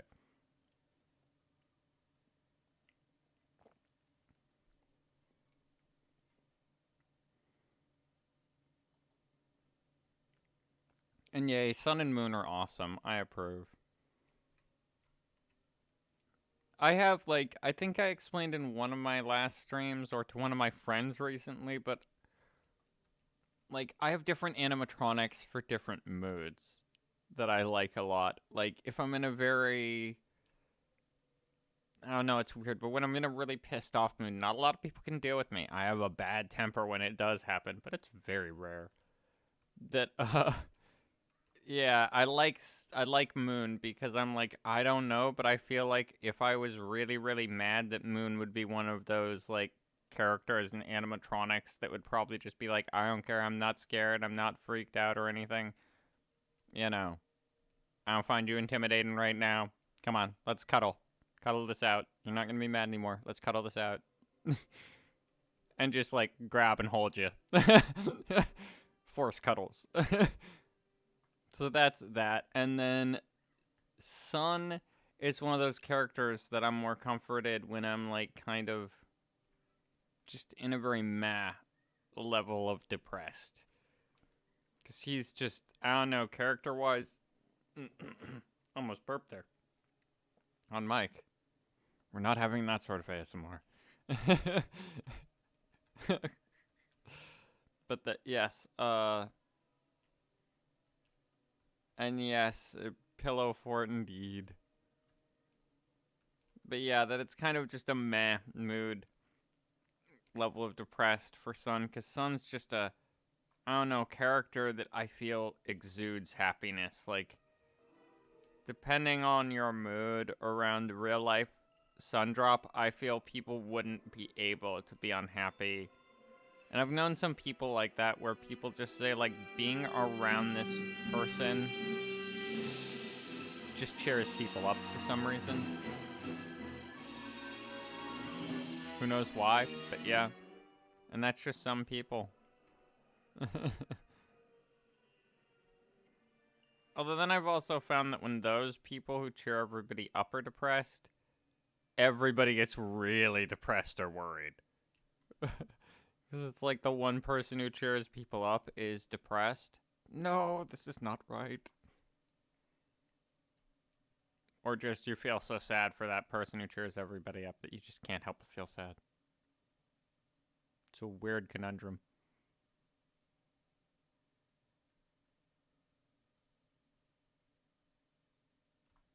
But yeah, so that is Roxy's Raceway. I feel that's pretty good.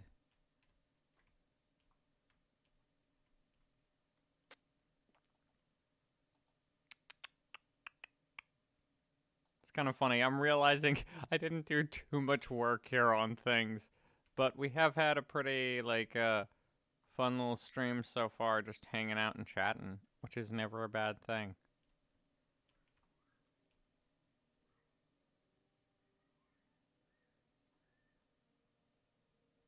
I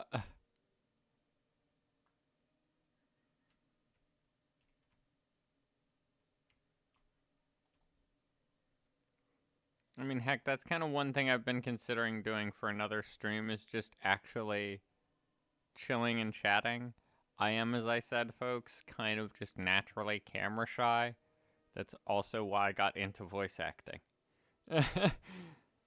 For this, because I was like, I don't want to show my face.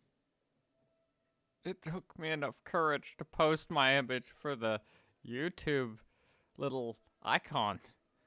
I ain't going further than that.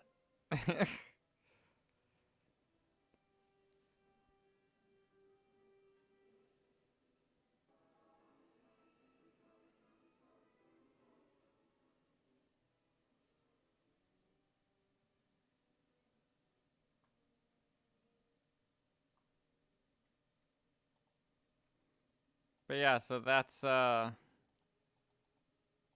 But yeah, if I ever did, like, a chill and chat stream, I'd probably be doing it rocking my normal avatar. Speaking of.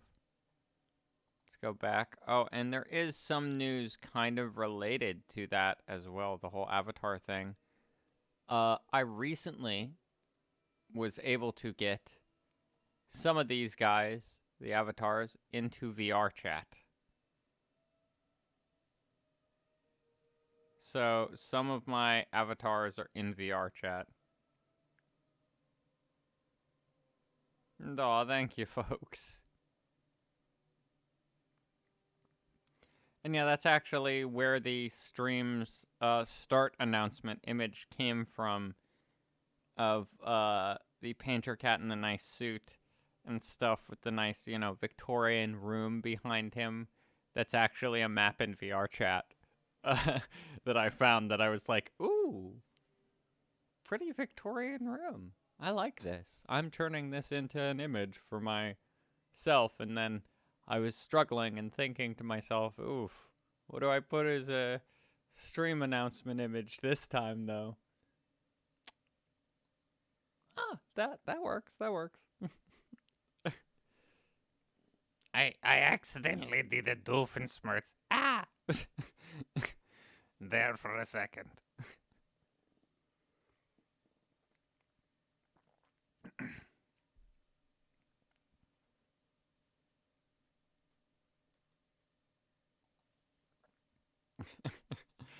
I still say Doofenshmirtz is a good villain role model. Largely because he talks a lot about the inner, like, company workings.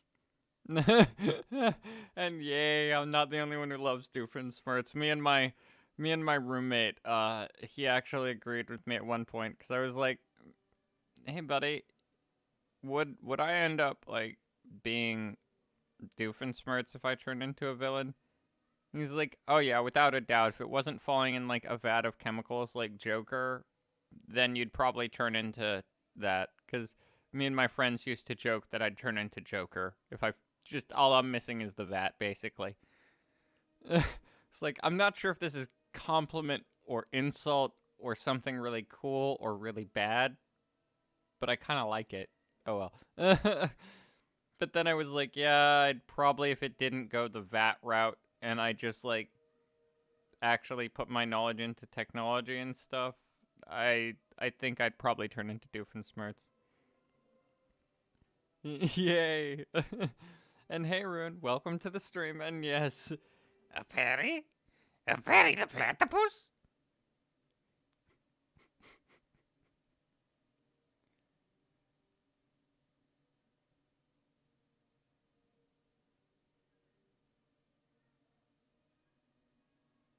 and yes, for those of you wondering why I decided to put a tombstone there, that is basically, I decided, since this is Roxy Raceway, if you think of it,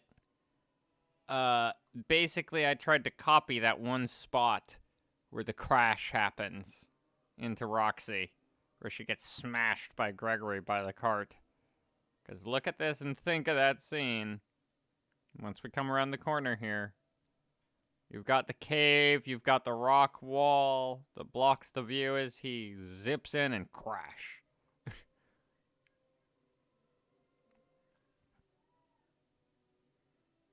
And so that's a little memorial to Roxanne Wolf there in the cave.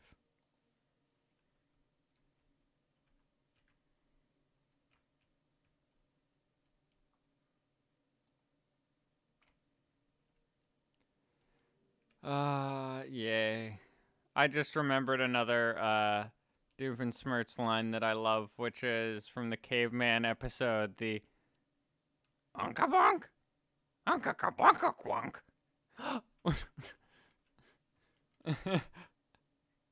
I don't know. I still say that's, I think I already mentioned that early in the stream, but I still say the Doofenshmirtz is another one to go on the list of just weird voice acting things I learned how to do for fun. Not even seriously, just messing around, trying to copy a voice of a character because I found it funny. And that's what I came out with, is Doofenshmirtz. And yay. Other people who know that episode as well, I approve. It is a gosh darn good episode, I love it. And true, lots of people do that, just mess around with voices for fun, but it's like... I don't know, I only say it because I think not enough people realize, like... There's a lot of voice actors out there who have admitted, like, or said in interviews, not even admitted, I'd say, but just have said in interviews that, yeah, that's how they did it. They did that originally. They messed around when they were a kid with voices or stuff like that. And so, I don't know, I feel it's a good thing to mention because it's true. It's like, you know, that's something that's common for people to do, and I don't know, voice acting is not as impossible as people think it is sometimes. At least when I was a kid, that's something I thought.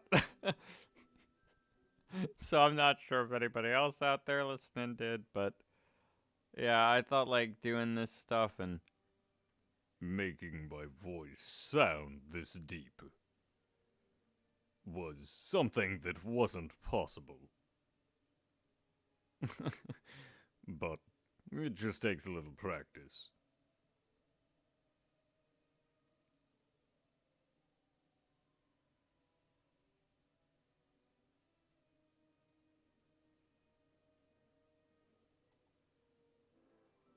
How do these look? Yeah, that'll work.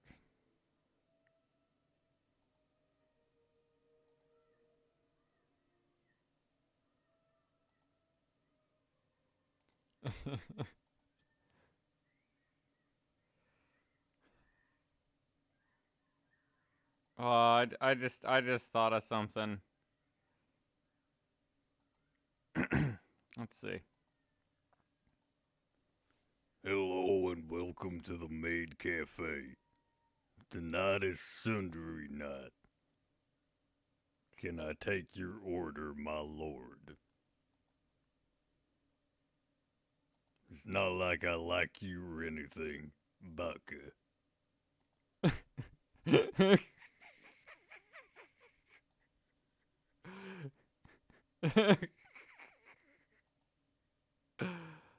uh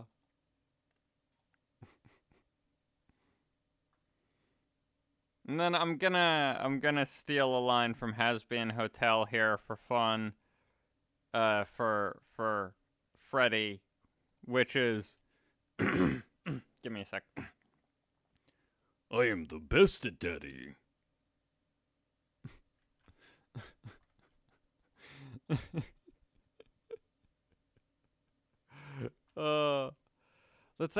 That's another weird character. Another character voice I can do is I can do kinda Stolas. I can do Stolas's dad. And then I forget if I can do any other Has-Been Hotels, but I don't know. I forget. It's been a while. Yay!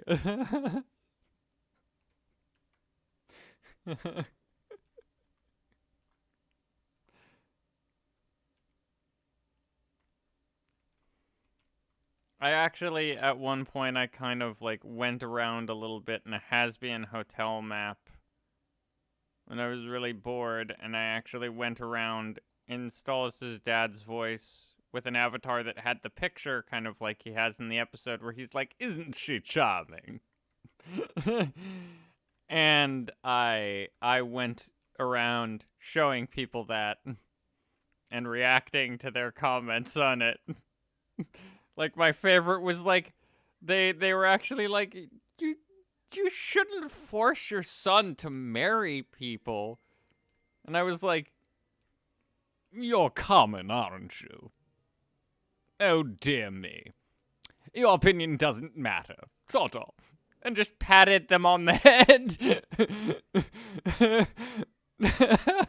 Because I was like, I don't know why. I'm going for as nice as I can be in character, and that's the way I think it is. For him, he'd be like, oh, it's a commoner. Oh, dear. They think their opinion matters. Isn't that cute? And just patting them on the head. Because I'm like, that's correct, though. Out of character, my brain was like... They're so right. Like, nah, you shouldn't be forcing them. I know it's like how they have to do it for the family, but still, poor Stolas.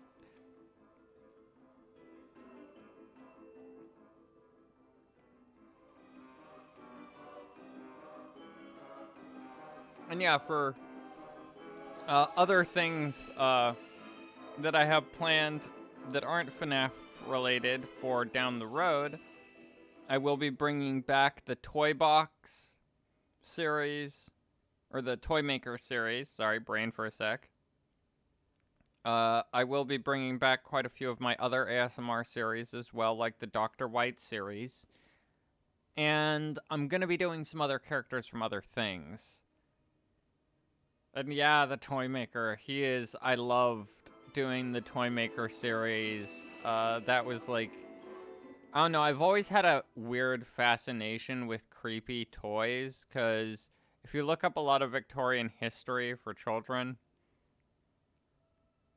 and yay, I'm happy people are obsessed about it, because it is, yeah, that one's a labor of love, because it's like, I don't know, something I really liked, and it just stuck in my head after I listened to, what was the song? Yeah, the song was Stupendium's Toy Box. That's why I refer to it sometimes on streams and stuff as the Toy Box ASMR series, because that's the song that inspired it, is the Poppy's Playtime Toy Box song by Stupendium. Because, I don't know, in my mind, when watching it, I was just kind of zoned out one time, wasn't paying attention to the video, listening to it again, and I just got these ideas in my head of it, of the Toy Box and the Toy Maker and everything. And yay, I'm not the only one who loves it as well.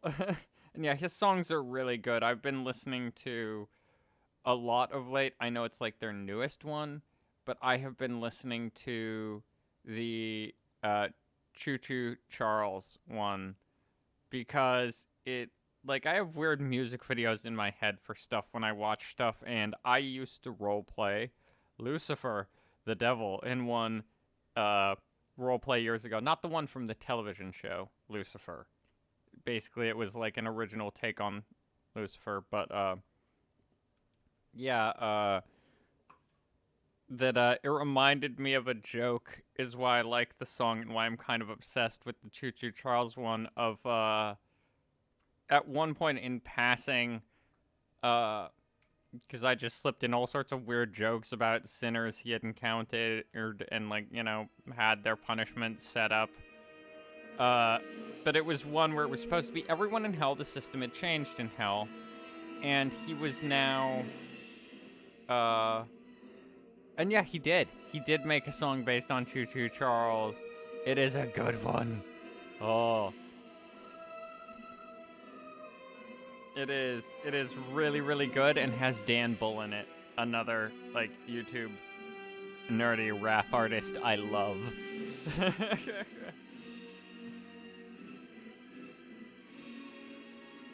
And yeah, that is the name of it, Off the Rails, I believe. Or Tickets Please, I think. Yeah, Off the Rails, yeah. Yeah, exactly. Or no, End of the Line. Yeah, that was it, I think. But yeah, it basically reminded me of how in passing my Lucifer had mentioned how everybody in hell no longer was being punished in the old-fashioned way. They were all being punished in, like, just a different way where basically you would, yeah, the end of the line, yep. But yeah, where you would basically be punished in a different way than the normal version of hell, but that there was one man who was originally Dark Topic here. I hope the stream doesn't get too flagged, but basically he was a cannibal. He eat people. And that the devil had been like, okay, I'll punish him by basically having him on a train for eternity that's got all of his victims, and at the destination, so to speak, they all eat him at the end. They'll attack him and eat him. But when I heard this Choo Choo Charles song, that started popping in my head. I have a weird brain, as I said, folks. I don't know why. But yeah, so that was, I don't know, my Lucifer was he was a twisted character. One of the more, like, straight up evil characters, obviously, that I've played, but also very fun. That and then the Joker, but for newer characters that are fun, I don't know, Monty's pretty fun to do.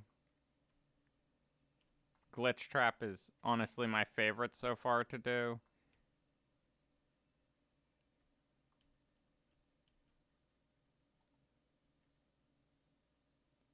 But then Jackie is another kind of fun one, because I don't know, I just, how can I put it? I don't know, I've known plenty of people like Jackie. And he's kind of similar to me in some senses.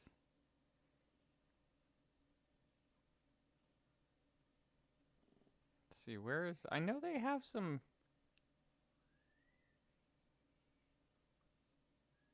There we go, Western.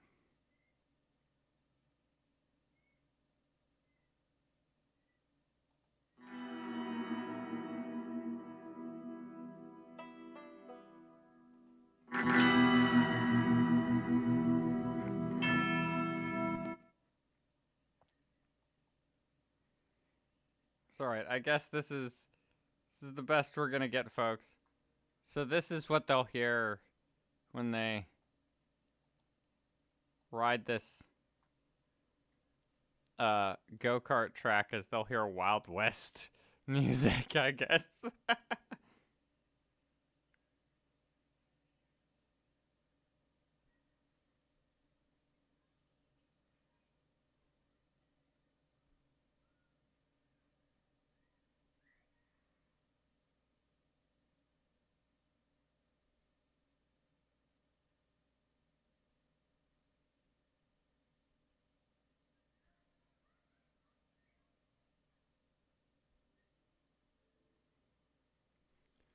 But yeah, this has definitely been a pretty fun stream so far. I am enjoying the evening, especially now that I got everything fixed with my computer, which, to explain to you folks what had happened there, for some reason, my computer decided to just forget all of my passwords for all of, well, several things.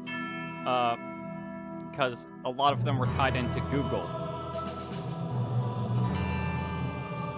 And because it signed me out of Google, I was just signed out and couldn't get my password back easy.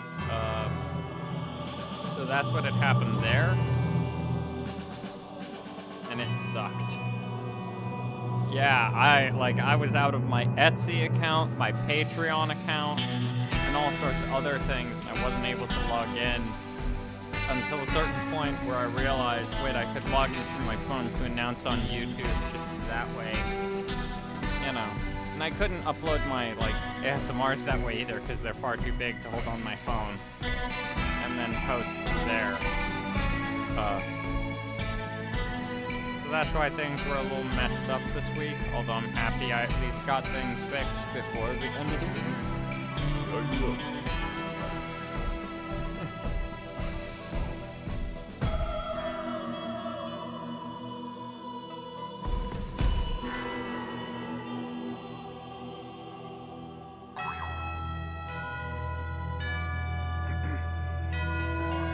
I don't know why, but for some reason I feel like talking like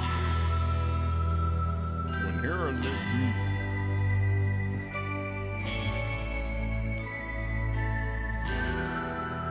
Hello, and welcome to the Wild West Museum. Not really a place to my knowledge, but I couldn't help but throw that in there. Considering I could have sworn there's one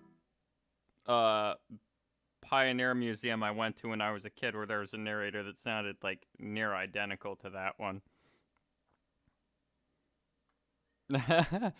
You see, I've always wanted to see Old Man Consequences from the games and El Chips having a standoff with 6-shooters. I would pay to see that.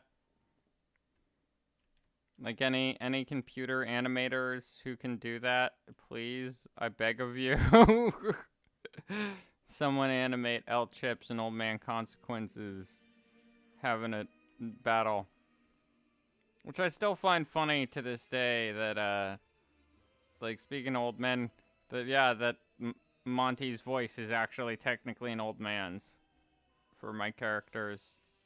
I know I've said this in a past stream, but yeah, it's just funny to me that Monty Gator's voice is an elderly character of mine, voice-wise. I mean, he's supposed to sound a lot less, softened, attitude-wise.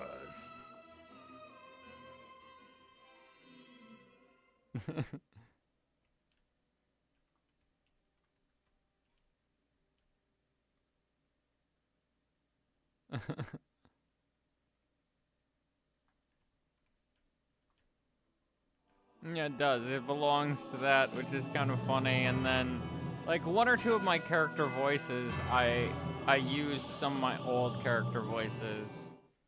My Glitch Trap is actually not the British accented version. But this version, that's actually kind of based on one of my characters.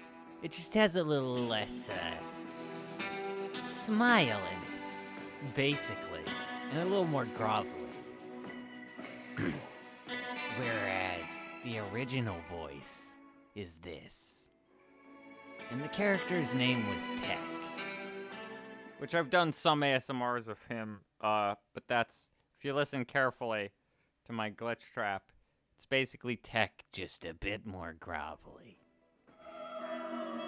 Because, in my mind, Glitch Trap, should sound kind of like he could be Afton.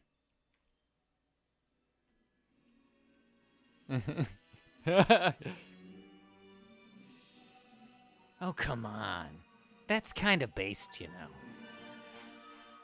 You're just gonna save and quit out before I can even scare you. That's just based.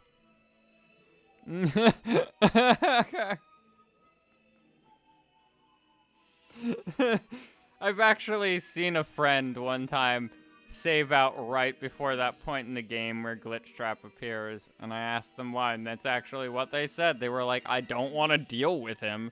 I know what happens next. I've seen you play, like, somebody play through it, so no, I'm not playing through it and getting jump scared by the rabbit behind the curtain. It was like, oh, so you do know, I guess. Okay.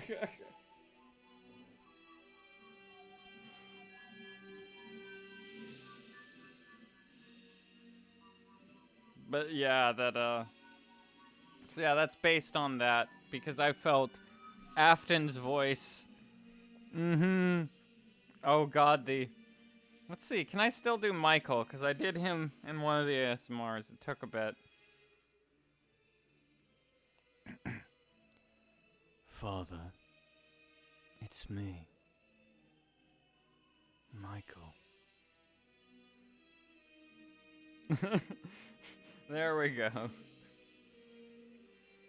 Although I still say my favorite thing, I think it's still on my YouTube, is this joke I did of Afton having fanboys released on him by Michael. It's not the button to like start the fire like, you know, sprayer up. No, nah. It's he's releasing that.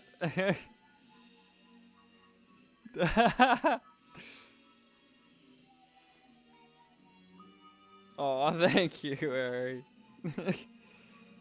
And yeah, the mic, that was a fun one. It sounds good now, but oh, the amount of trying it took, because it ended up like, it's the same voice actor who does them, but I ended up sounding like God, I don't know the actor's name, but Michael McDowell, that actor.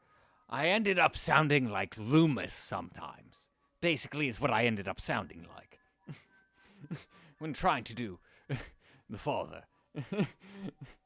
for Afton.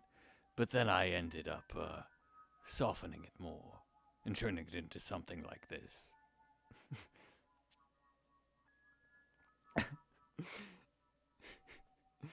Although, that's what was tough, is it was like I had to say Michael, which made it even worse, saying Michael and sounding like Michael McDowell, who did Dr. Loomis in, you know, Halloween, the horror movie.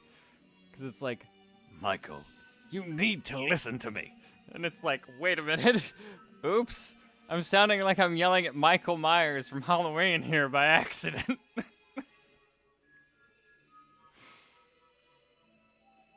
You know, Michael Afton has just had enough. He's changed his name to Myers for his last one. He's after people now.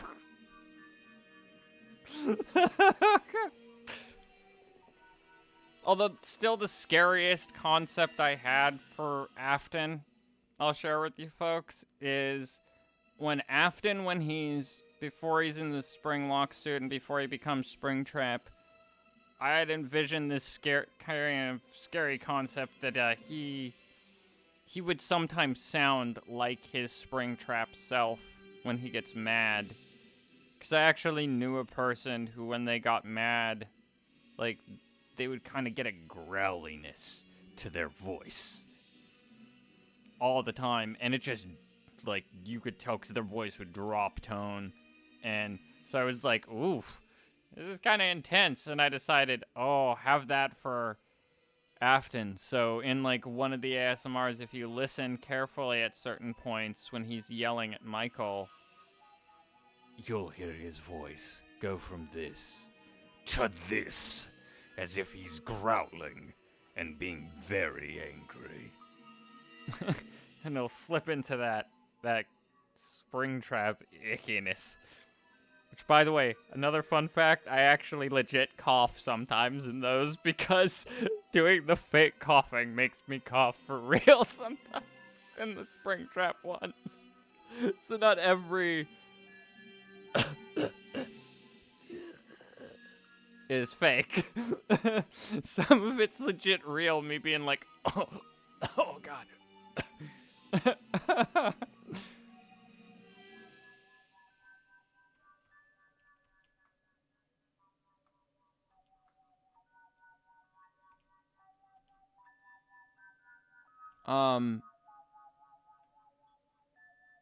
Look, I know planking is still kind of done here and there fad-wise, but lady, you're taking it too far. You need something to plank on. You can't do this in the air. It's impressive, but it... and yeah, spot the difference, cough.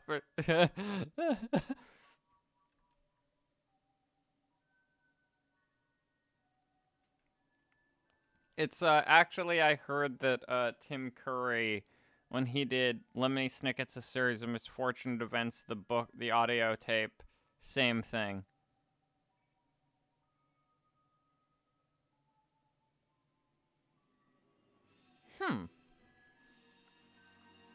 That was an interesting one. I've never had people say that I sound like anyone character-wise. Well, okay, I forget what character, but someone years ago, it was like some anime character that I sounded like. And I was like, weird. I never would have thought that I sound like an anime character, and apparently I do. But I wish I could remember which anime character, because I can't for the life of me.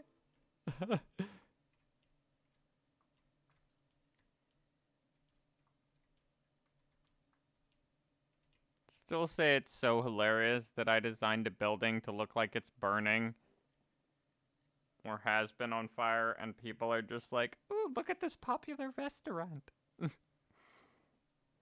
Meanwhile, firemen like, shit, man, sorry, we give up.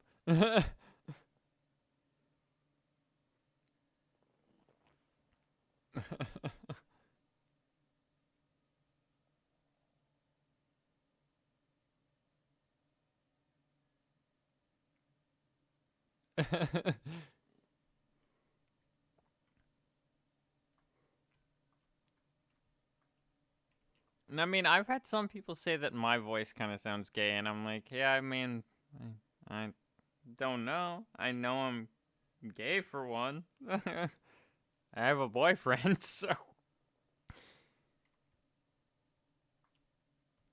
Although maybe I didn't know until just now.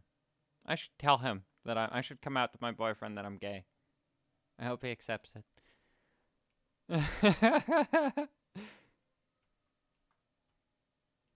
Yeah, the English has escaped me for a bit. There's just some times where I have, like, mental bloopers on live stream. Which is funny, because, like, I try and get rid of those. And oh yeah, my boyfriend adores me. He is a wonderful guy. I love him.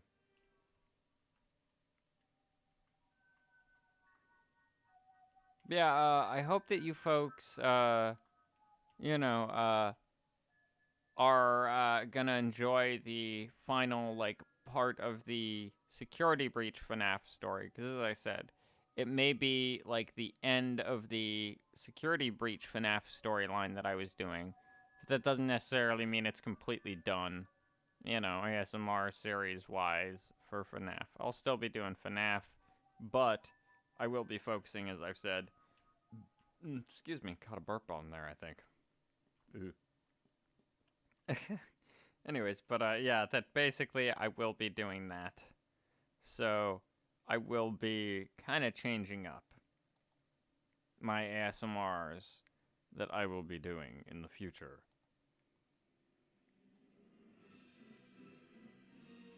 And I don't know why. I keep on slipping into different voices here and there, not intentionally even. Like, I just slipped into a Walter Cronkite, kind of.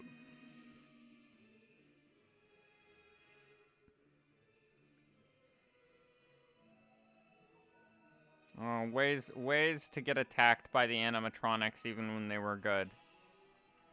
Well, one of the employees was following around the animatronics, narrating them like they were in a nature documentary.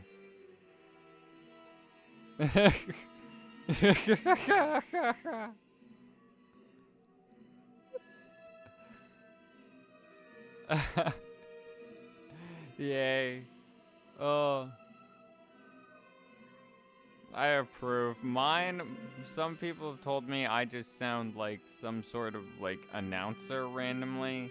I can't help it. My voice just goes a little deeper sometimes, and I kind of get this, like, I don't know, Funtime Foxy vibe.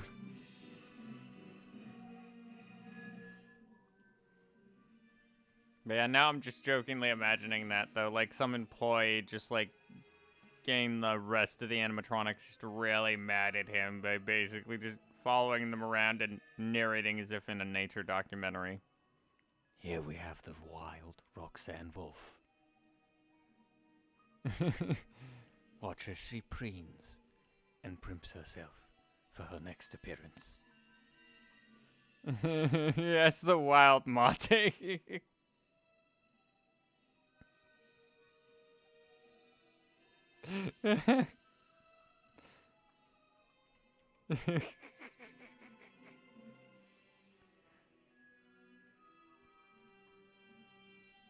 Oh, wow.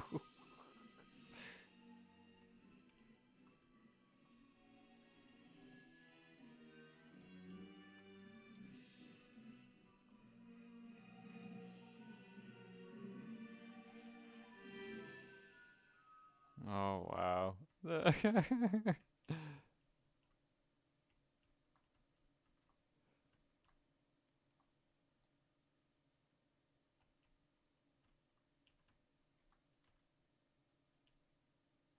Yeah, so far I think the Fazland Park is actually turning out pretty good.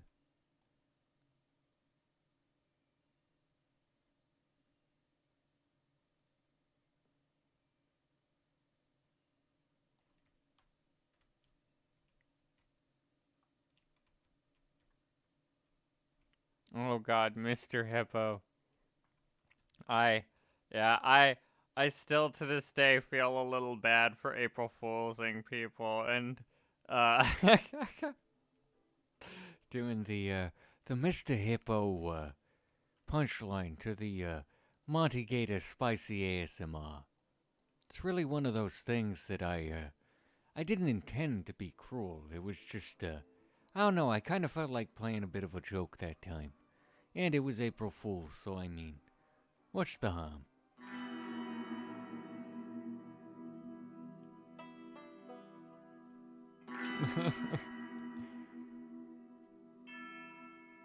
and the funny part is that's actually a story that my grandmother used to tell. The one that I tell in that ASMR, that's a story my grandmother used to tell. So yes, somewhere hidden amongst there is a just random thing.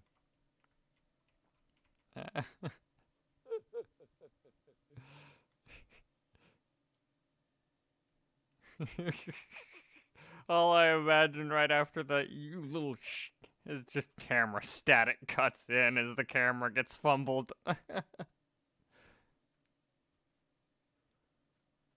Oh, I have totally thought about a glam rock Mr. Hippo ASMR at some point, yes.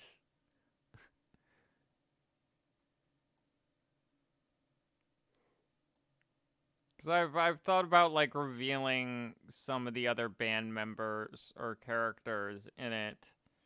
That's also why I added Helpy. Because I was like, well, where is Helpy during all of this, though? And he's shown all over. Maybe he's just, you know, an image character, but, you know, for the, like, Pizzaplex to show on those panels. But I was like, what if he exists, though? And they just, as it happens in the ASMR I did, you know, they just forgot to unpack him after he fell in. They just kind of lost him and were like, well, we can't find it. I guess just give up.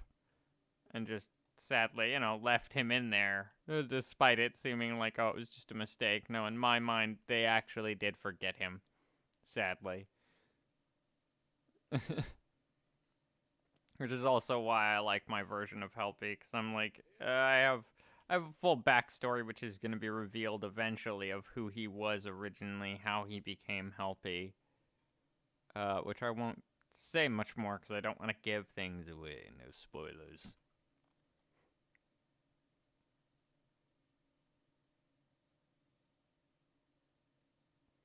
And yay, I'm happy. Because I've been working hard, because I know there were 1 or 2 fans out there originally who didn't like Helpy and the ASMRs. They found him kind of meh. Well, not meh, I'd say, but more a little too serious, businessy, you know, not fun enough. But I don't know, I felt I wanted to lead up to him being more fun, is why I did him that way, and that's why now in the newer ones he's a little softened in that attitude, because I was like, well, what if, you know, eventually he kind of realizes this place, unlike the pizzeria, is run differently. A lot of it's machine run. A lot of, you know, stuff is kind of removed worry-wise for him, or there's not the same exact rules he's used to, so he doesn't really know what to do all the time with it, and kind of just decides, hey, I'm just gonna have some fun now.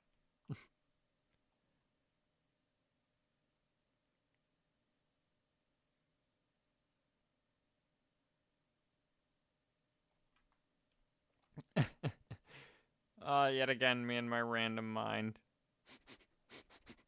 Oh god. I smell lawsuit. I'm getting my pen and paper out. Just Helpy sniffing the air and looking around frantically like, oh god.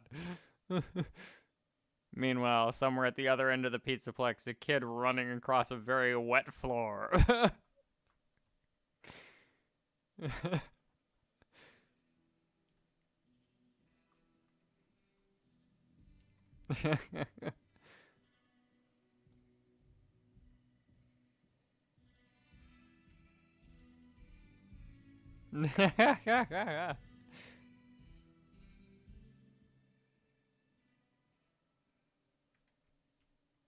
Exactly. And yeah, that's how I see it. Like, that's why I know it's kind of hinted at in my ASMRs, folks, but for some canon, for my, like, little head canon for my stories, Glamrock Bonnie is technically all of the Bonnies. Because in my mind, basically, the Bonnies were minus, if I'm remembering my concept correctly, Toy Bonnie, is one of the few that was legitimately newly made AI, or, you know, programming and stuff, and other things to it. But that basically, yeah, the other Bonnies are all the same Bonnie, just kind of reprogrammed, redone, and reworked so that they'll be someone else or something else, but he kind of remembers what he originally was, is the concept with that Bonnie. That he remembers the original gang and all that.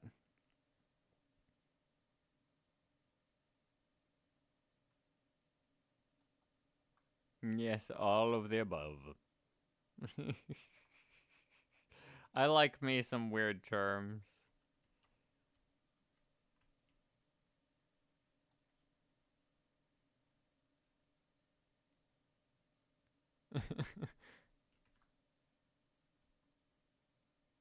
Did I just date myself there? Oops. I think I just showed how old I am. Oh. Now I can't deny it anymore.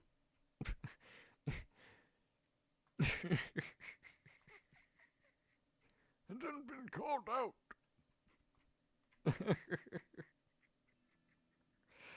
Oh, I can't help it. I can't help it. It's okay. No worries, folks.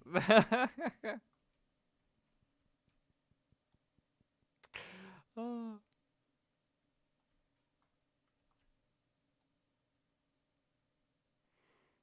All right, there we go. Oh, that looks awesome.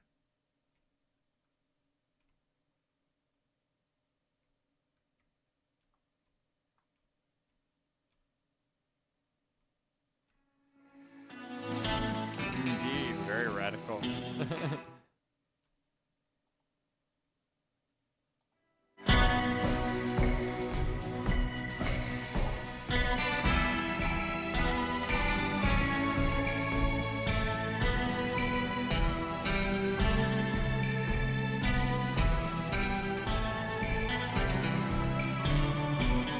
it actually succeeded in what I wanted, which was kind of maintaining the sight line, so to speak. So you don't see like outside areas of the ride as much.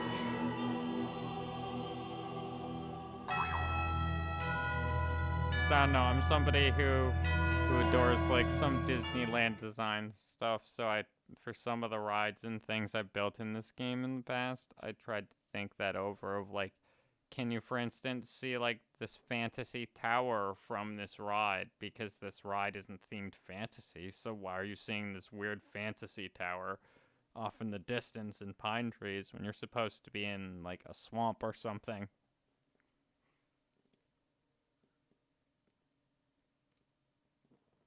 Because that's no good.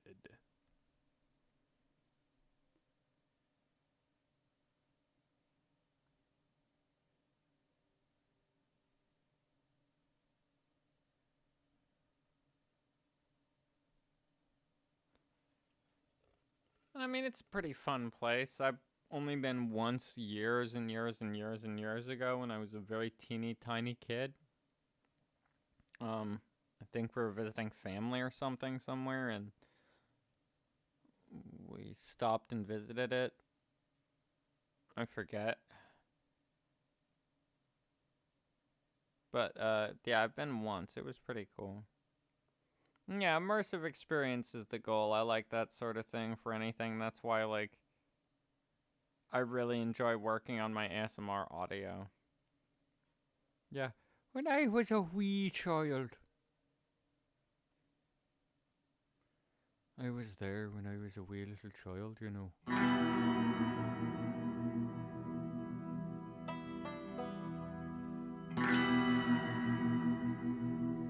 Or we could go with another one. When I was knee-high to a grasshopper.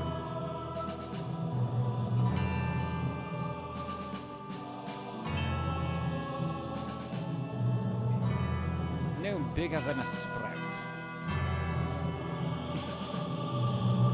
Yeah, like perfect timing there on doing the knee-high to a grasshopper.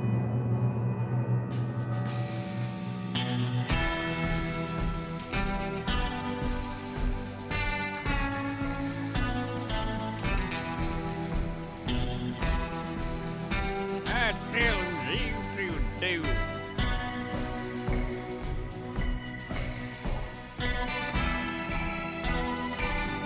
Can I get new doggy?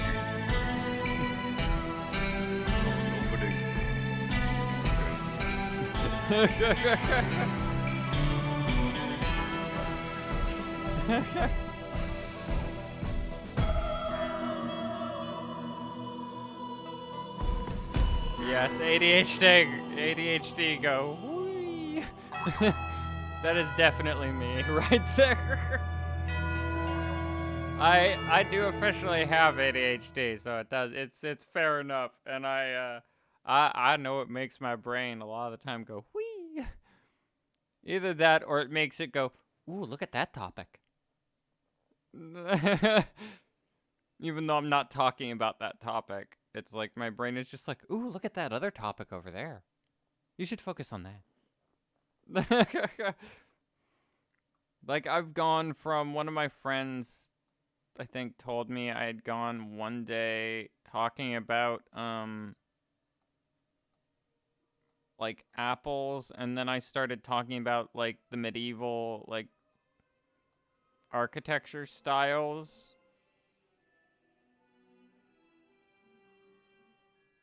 And certain features of medieval architecture. Don't ask me where my brain was that day, because it was just the ADHD being like, you know, we can tell you want to focus on talking about what kind of apples you like, but you're going to talk about medieval architecture now.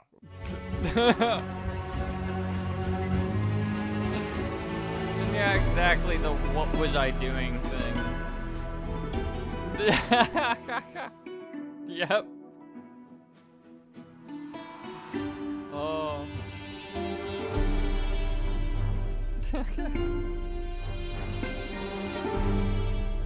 Yeah, folks, I think I maybe stopped the stream kind of soonish here, because it is getting a bit late here. It is 8:22 here, so it's getting close to 9ish. But I hope you all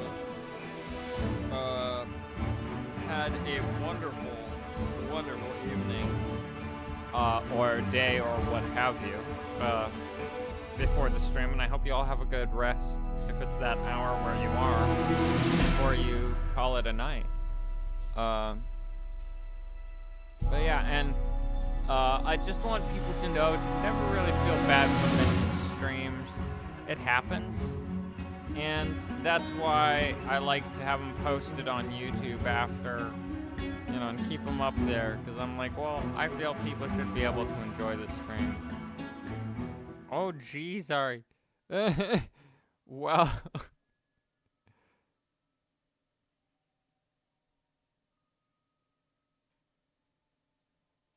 Ooh, you're right. Could talk about medieval paintings with apples in them. Although my favorite paintings from medieval, random offshoot topic before I, you know, get to working on ending the stream here, right, is I love medieval paintings with doorways in them. Not closed doors, doorways. Because there are so many paintings with doorways that are medieval. Oh wow, so it's decently late where both of you are, I see. Well then. Yeah, because medieval paintings with doorways often have some really cool, like, teeny detail work of either things going on, like my favorite one, it's not even people. It's just a cat sitting on, like, a little windowsill area in the background in a doorway. Like, viewable through a doorway. Yay! And yeah, like, it's random. It's just a kitty cat hanging out in the background, but it's kind of small. But it's well painted, which is kind of surprising because here's a fun bit of homework for you folks. Look up medieval cats, or medieval paintings of cats. And, brace yourselves, people. Brace yourselves.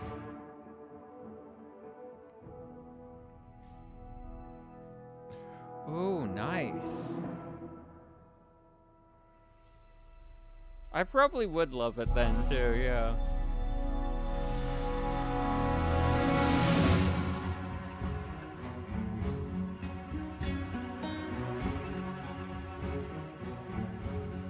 Oh, good lord, I already did. Yes, okay. Yeah, like, they didn't know what cats were.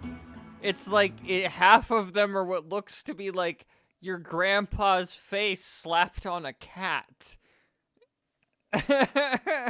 Or like a baby's face put on a cat. None of them look like cats. I don't know. Like, there were cats. Cats were common back then. You'd think, like, maybe just because they didn't have cats back then, they didn't know what to draw. Or in the areas they were drawing, you know, painting them, they didn't have cats. No, they did. They had cats to look at. Maybe just the cats that they could have used as models just were like most cats and were like, I ain't standing still for that, or for enough time for you to even get a basic idea, but... Oh, God. And cool. I'll definitely be working on getting a P.O. box at some point. I want to try working on that, too. But yeah, alright, it's just, it is... I don't know what was with the painters back in medieval times and cats. They just didn't know how to draw them, or just didn't care to take enough time to learn or something, but they all look really funky. Like, they definitely are in, like, I don't ever experience sleep paralysis that much at all. I think I've only experienced it once in my life, but if I ever do again, I'd probably, like, have a lineup chart set up of just images of those, like, weird cat face things and eventually land upon one being like, that's the face I saw. That's my sleep paralysis demon, doctor. Is that flippin' weird cat from medieval times painting? It is definitely not a cat.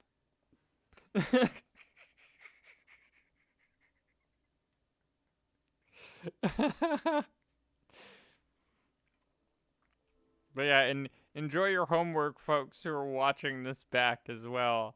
And looking up medieval cats. Paintings, like, oh, no.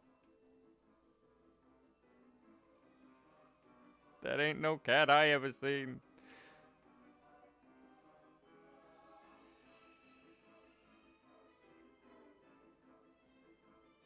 Yeah, yeah.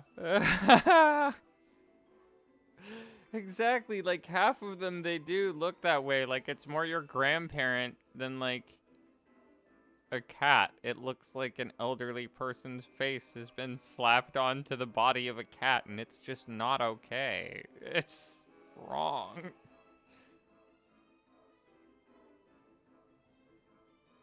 But yeah, folks, I will be closing down the stream now. So first, I'm gonna exit the game here, and then I think I'm gonna share something with you folks real quick too. A little peek at something I am working on for the stream. Well, for the character Johnny.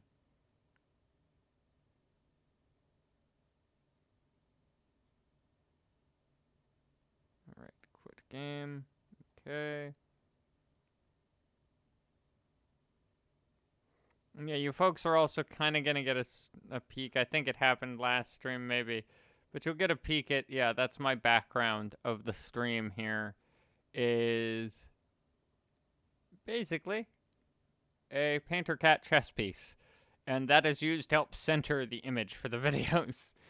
So that's why there's that.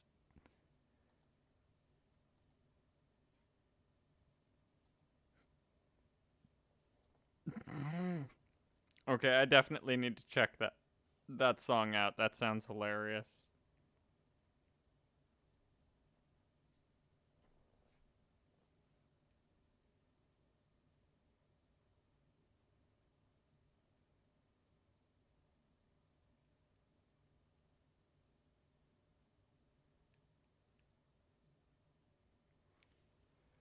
But yeah, let me see here.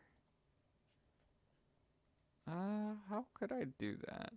Yeah, okay, that's how I'll do it.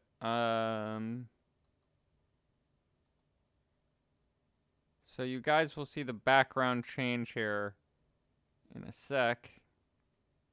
And this is a peek at a background for that character, because it's a little bit different than the stream one. I've been trying to kind of toy with it, get it to look a little more unique. So here we go. Here is Johnny's background, which has some more scattered papers around it. A plaque that reads Universal Pioneer Foundation, which is the weird organization he's a part of. There is a floppy disk, if anybody knows what those are, points, as well as a cassette tape. So yeah, that is that.